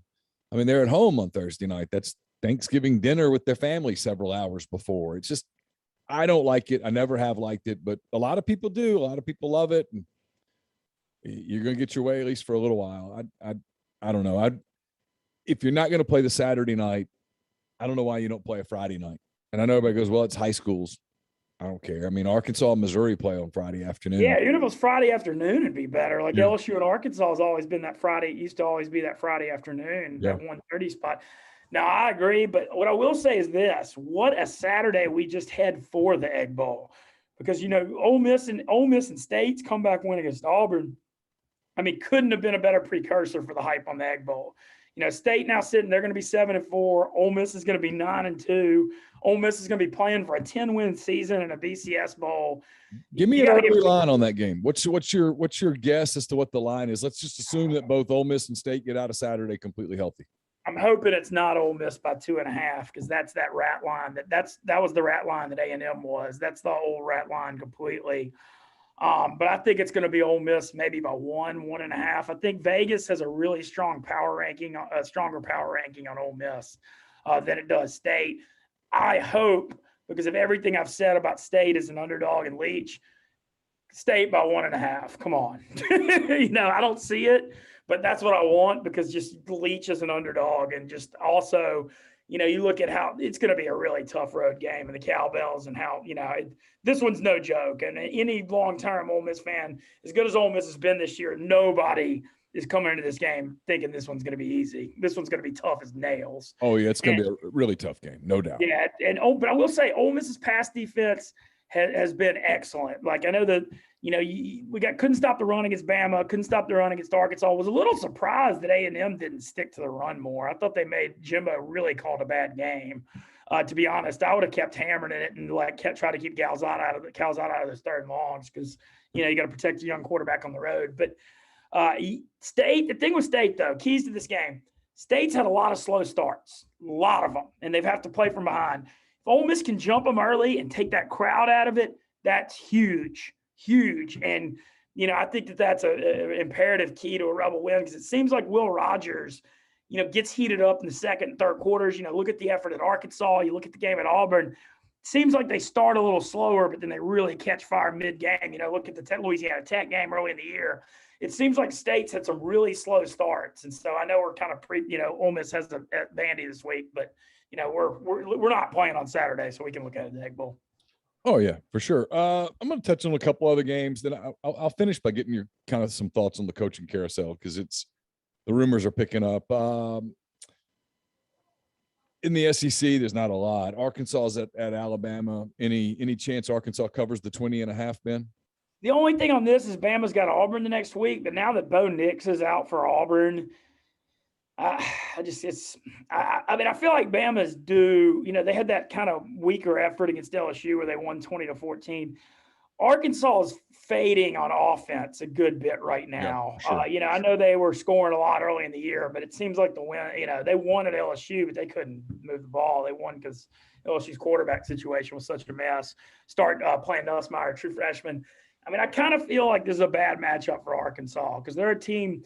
You look at the teams that move the ball in Bama, it's about that spread passing game. That's what Saban's had trouble with. And Arkansas is primarily a running team, and it's hard to run the ball against Alabama. So I kind of think Bama owns them here. I don't know if they'll beat them quite like Georgia did, but I don't see this as a tough matchup. What I'm curious about, Neal, and I know this is a long shot because they've been playing does our old hometown squad have a chance in Baton Rouge Saturday? Can the Warhawks fight LSU here? It's brains versus brawn. It's the intelligence and the academia of ULM versus just the the athletic prowess of LSU. It's a shame that it's not like a science match because we would win. We would dominate. We were like, hey, diagram some amino acids and how they break down. We destroy them. But I'm a little worried about the football game. Yeah, well, I'll say this. LSU, despite everything that's happened to them, their defense has played awesome the last couple of weeks, holding Alabama to 20. The Arkansas game, 16-13 final in OT. I said this. I said this morning or Wednesday morning on the Oxford Exxon podcast, Ben, not to interrupt you, but I'm telling you, a line for next week. I don't even know what the hell the line's going to be. I like LSU against A&M next weekend. They're going to let it all hang out. They're going to play that thing like a Super Bowl. If they can get any quarterback play at all against A&M, that thing gets interesting. Oh, yeah, and I think the atmosphere of the last game for O is Death Valley will rock. They hate A&M too. So I think that one's going to be certainly very, very entertaining at the least. But I just want to see ULM hang with them personally. But we'll see. Auburn, South Carolina's kind of interesting to me because Auburn's got to start TJ Finley on the road. South Carolina, I know I know they got beat by Missouri, but still they're in a spot here where I think they could fight Auburn, and this could be like a lower scoring game. And say what you will about South Carolina, they got a great fan base. I mean, even when they suck, they pack that place, and there's a lot to be said for that. And that's a night game, so that one looks a little tricky. I think like they might be able to fight in that one. Anything on Florida, Mizzou? Can Mizzou? I don't know how the hell Florida can lay 9 on the road against anybody. When I saw that line, Missouri just beat South Carolina. I know Missouri's not great, but Florida's in meltdown mode. How can you lay 9 on the road? Samford just scored in the 50s against them. South Carolina scored 40. Florida may come out and wax them, but there's no way I'm not throwing Missouri money line and a couple of parlays and stuff. I mean, it's just, I don't think Dan Mullen's going to get fired though. I know there's a lot of heat, but I don't either. People got to realize, they were sick, dude. They lost 52-46 in the SEC championship against one of the best Bama teams of all time a year ago. You can't just fire Mullen off 1 year. And I don't think they want to fire him. I don't think they've got. No. I don't think they have anybody that's ready-made to walk into that job. No, you just got to hope they find a better defensive coordinator because the problem is the defense has just melted down. Yeah, but I think they're going to give him an opportunity to fix it, and then if it doesn't work, I think next year's trouble. Yeah, you can't fire him 1 year after he almost won the SEC, though. I don't think so. So I think Mullen will be back next year. I am taking a look at Missouri as home dog. Everybody in the world, and the biggest game is probably Oregon-Utah, and nobody thinks Oregon's going to win, which is kind of funny considering that they're, in the playoff right now. But it is a tough matchup. Utah's really, really good at home, and they've been a lot better since Charlie Brewer left the program. And they switched quarterbacks. So a lot of people, including me, kind of think Oregon's going to lose this week, and that'll do some stuff for the playoff. I look for Cincinnati to have a really big effort against SMU this week. We saw them kill Central Florida 4 weeks ago. They've been kind of going through the motions. They won by 17 at South Florida, grinded it out against Tulane, grinded it out against Navy. At home against an SMU team that's got a bad D but a good O, I feel like Cincinnati, this is a spot where you see a big effort, I would think. Give me your thoughts. We got a handful of games here I'm curious about. Iowa State +4 at Oklahoma. We got Michigan State +19 at Ohio State. Texas +2 at West Virginia, which is only interesting if you're like me and you just sort of enjoy watching Texas fall apart. Anything in those 3 games stick out? That Oklahoma-Iowa State line is really interesting to me because it looks like Vegas likes Iowa State putting it at 4. That's one where you kind of figure it'd be 6 or 7. And when it comes out at 4, Oklahoma, I was on here last week. That Baylor one was one of my favorite games of the year last week. And I was all over that one. But I kind of think Iowa State, Oklahoma looks like a close game. And Iowa State tends to peak more this time of year. So I kind of lean the underdog. That one feels close. This Texas thing, it's one of those things. It's like a bottomless pit where you think they can't fall anymore. And they hit like an all-time low with that Kansas loss. Kansas has lost 56 road games in a row in the Big 12. And you lose a 30-point home favorite, 4-1 start, now 4-6, lost 5 in a row. You can't feel good about that one. That's just golly. As the Ole Miss side of it, the saying Arch Manning couldn't compete at Ole Miss. Well, he probably can't compete at Texas either. So that part of it's pretty funny. But, that's kind of the Oklahoma-Iowa State, I think ought to be a heck of a game, though. I think that's going to be close. I don't have lines in front of me. I have NFL schedule. Get your thoughts on just what sticks out to you. If there's a money line to be, or not a money line, but a bet to be made, a side that you like. The Thursday night one looks real fishy. Everybody's like saying New England's a Super Bowl contender now, and Atlanta just got blown out at Dallas, and New England's favored by 5.5 at Atlanta. It just feels like a rat. Everybody's going to take New England now that they're saying they're back, and Atlanta just got wiped out in Dallas. That one, I don't know. That one feels real suckery to take New England, if you ask me. Something smells rotten on that one. Got Green Bay at Minnesota. The Jets made a quarterback change to go at home against Miami. New Orleans coming off of getting a job. I'm thinking about going in Philadelphia. Yeah, you should. You should. I know that would be a funny one. The Saints play in Philly and they play the Jets in New York in December. So I'm thinking about making one of those. I mean that Saints Titans game. I'm still upset about it 3 days later. I mean that was as frustrating of an NFL loss as I think you could have with all the penalties and mistakes. You just can't do that in pro football. Let's see. The other one's Green Bay, Minnesota. The line looks ratty because it's got that Green Bay by 2.5, that road favorite by 2.5. I always talk about. Minnesota's not bad. They're better than their record. They've lost a bunch of close games. So, I mean, I would go Minnesota or nothing in that one. The Saints Eagles is Eagles by 1.5. Saints do have an excellent run defense though, so I feel like they match up pretty well with Philly in that spot. Bengals Raiders is interesting because both teams feel like they're kind of melting down, going the wrong way. Yeah. I'm curious to see if the Bengals off the bye can reestablish that they're actually a contender because the last couple of weeks, the loss to the Jets and getting blown out at home by Cleveland. Dallas, Kansas City's a good game. Yeah, the Chiefs thing is fascinating because Wright, and I can't believe I fell for this because I'm like the biggest Patrick Mahomes fan. And right when we convince ourselves that maybe something's wrong, they came out on Sunday and just beat that was a vintage Mahomes, 4 of 6 and 5 touchdowns. And, all of a sudden with all the problems with the Chiefs, they've won 3 in a row. They're 6-4 and the Chargers and Raiders are fading. I mean, they look like they're kind of in the driver's seat in that division already. So watch out for them to close really strong. And Chris Jones being back on defense for them is huge. They're totally different when he's out there. So I'm watching for that. I think I'd kind of, if Roethlisberger goes, I'm waiting to see on that with the COVID stuff, but he goes, I would lean Pittsburgh in the point. Seems like Pittsburgh's usually a pretty tough underdog. They're catching 6 at the Chargers. Am I crazy to have one eye turn towards the Giants and the Bucks? The Bucks kind of looking like they're going through sort of a mid-season malaise a little bit, and the Giants playing a little better, nothing to lose. Is that – am I crazy? I don't think you're crazy. I don't think you're crazy at all because Tampa – I said this about them last year. They were 7-5, but they were designed for the playoffs. And right now, Antonio Brown and Gronk, they're just being so careful with those guys. You look at the NFC South, Carolina with Cam back, Saints are 5-4, Atlanta's 4-5. None of those teams are really that big of threats right now.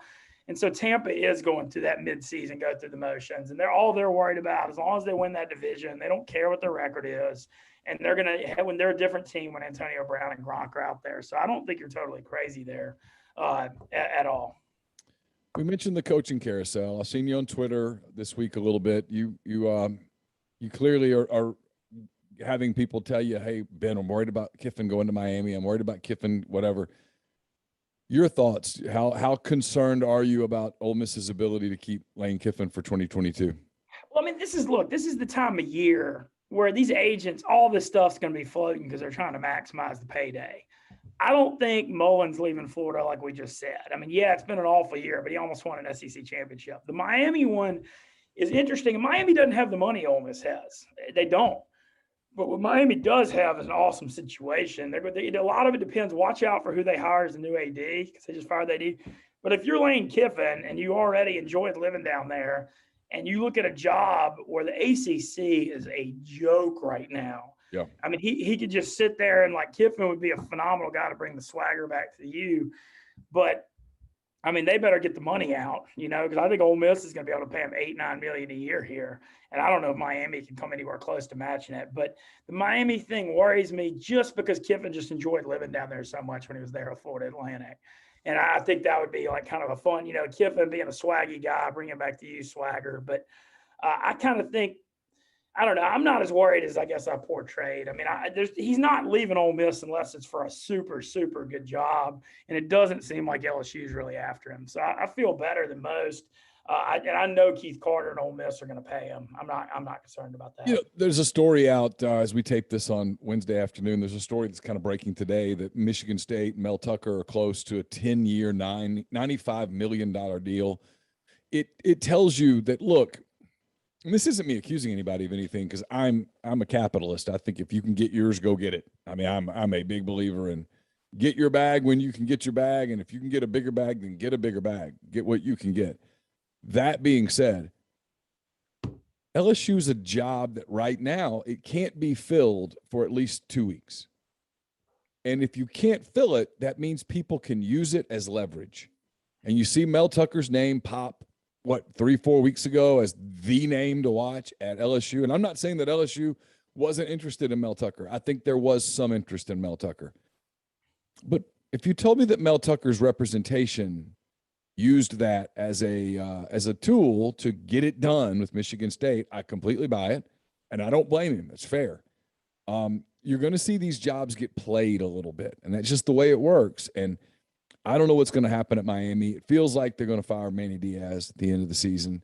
Feels like that decision has been made. I don't know what direction they want to go. You listen to people, and I think they want to talk to Mario Cristobal. You keep hearing Mario Cristobal's name all the time, but he's right now ready to be a playoff contender at Oregon. They got a tough finish to their season. And they got to outbid Phil Knight and Nike. Yeah, and does his family like it? Does he want to go? But if he wanted to come back, is that the job he takes? I don't know. Is the job that he takes Miami, or does he wait to see if Florida opens up? Does he wait to see if he's the guy at Alabama and whenever Nick Saban walks away, however long that is? I don't know. It's the interesting part of it. And if you told me that Lane Kiffin's representation uses this stuff out there as a way to finalize his deal to get as much as he can from Ole Miss, I don't blame anybody. Here's where it's interesting with Kiffin is that unlike with some of these other people where they have people they talk to and things leak, with Kiffin doesn't talk to many people, so nothing really leaks. And so you don't really know what Lane Kiffin wants to do. You just have to watch it and see what happens. But the thing on Lane, it's just, look, he's obviously, lived everywhere and lived in LA and lived in Miami and NFL. It's all just how much does he enjoy living in Oxford in Mississippi. And we don't know, he doesn't really say a lot. No idea. Yeah. Yeah. It's a real small town. Obviously Lane feels like a Miami, LA guy. But that's literally the only worry about it. But yeah. Ole Miss, the SEC TV deal keeps going up. Ole Miss has the money to pay him. And you got to think with what he's built at Ole Miss, he's not leaving for a job that's not a step up. So, and look, I said this all the time. I'll say this again. This is a first world problem, Ole Miss fans.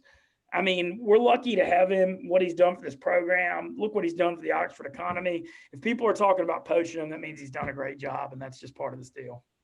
I couldn't agree more. You and I have been on the same page on this for a while. If you do everything you can to keep a coach that you want to keep, and if you get to a point where you just can't keep them because they want to do something else, then they do something else, and you go hire the next guy. You go hire the best guy you can hire, and you take the increased stature of the program, and you try to make a hire that's commensurate with that stature. It's as simple as that. And I understand why fans don't like that. I get it completely. But at the end of the day, you can't stop somebody from doing something that they want to do.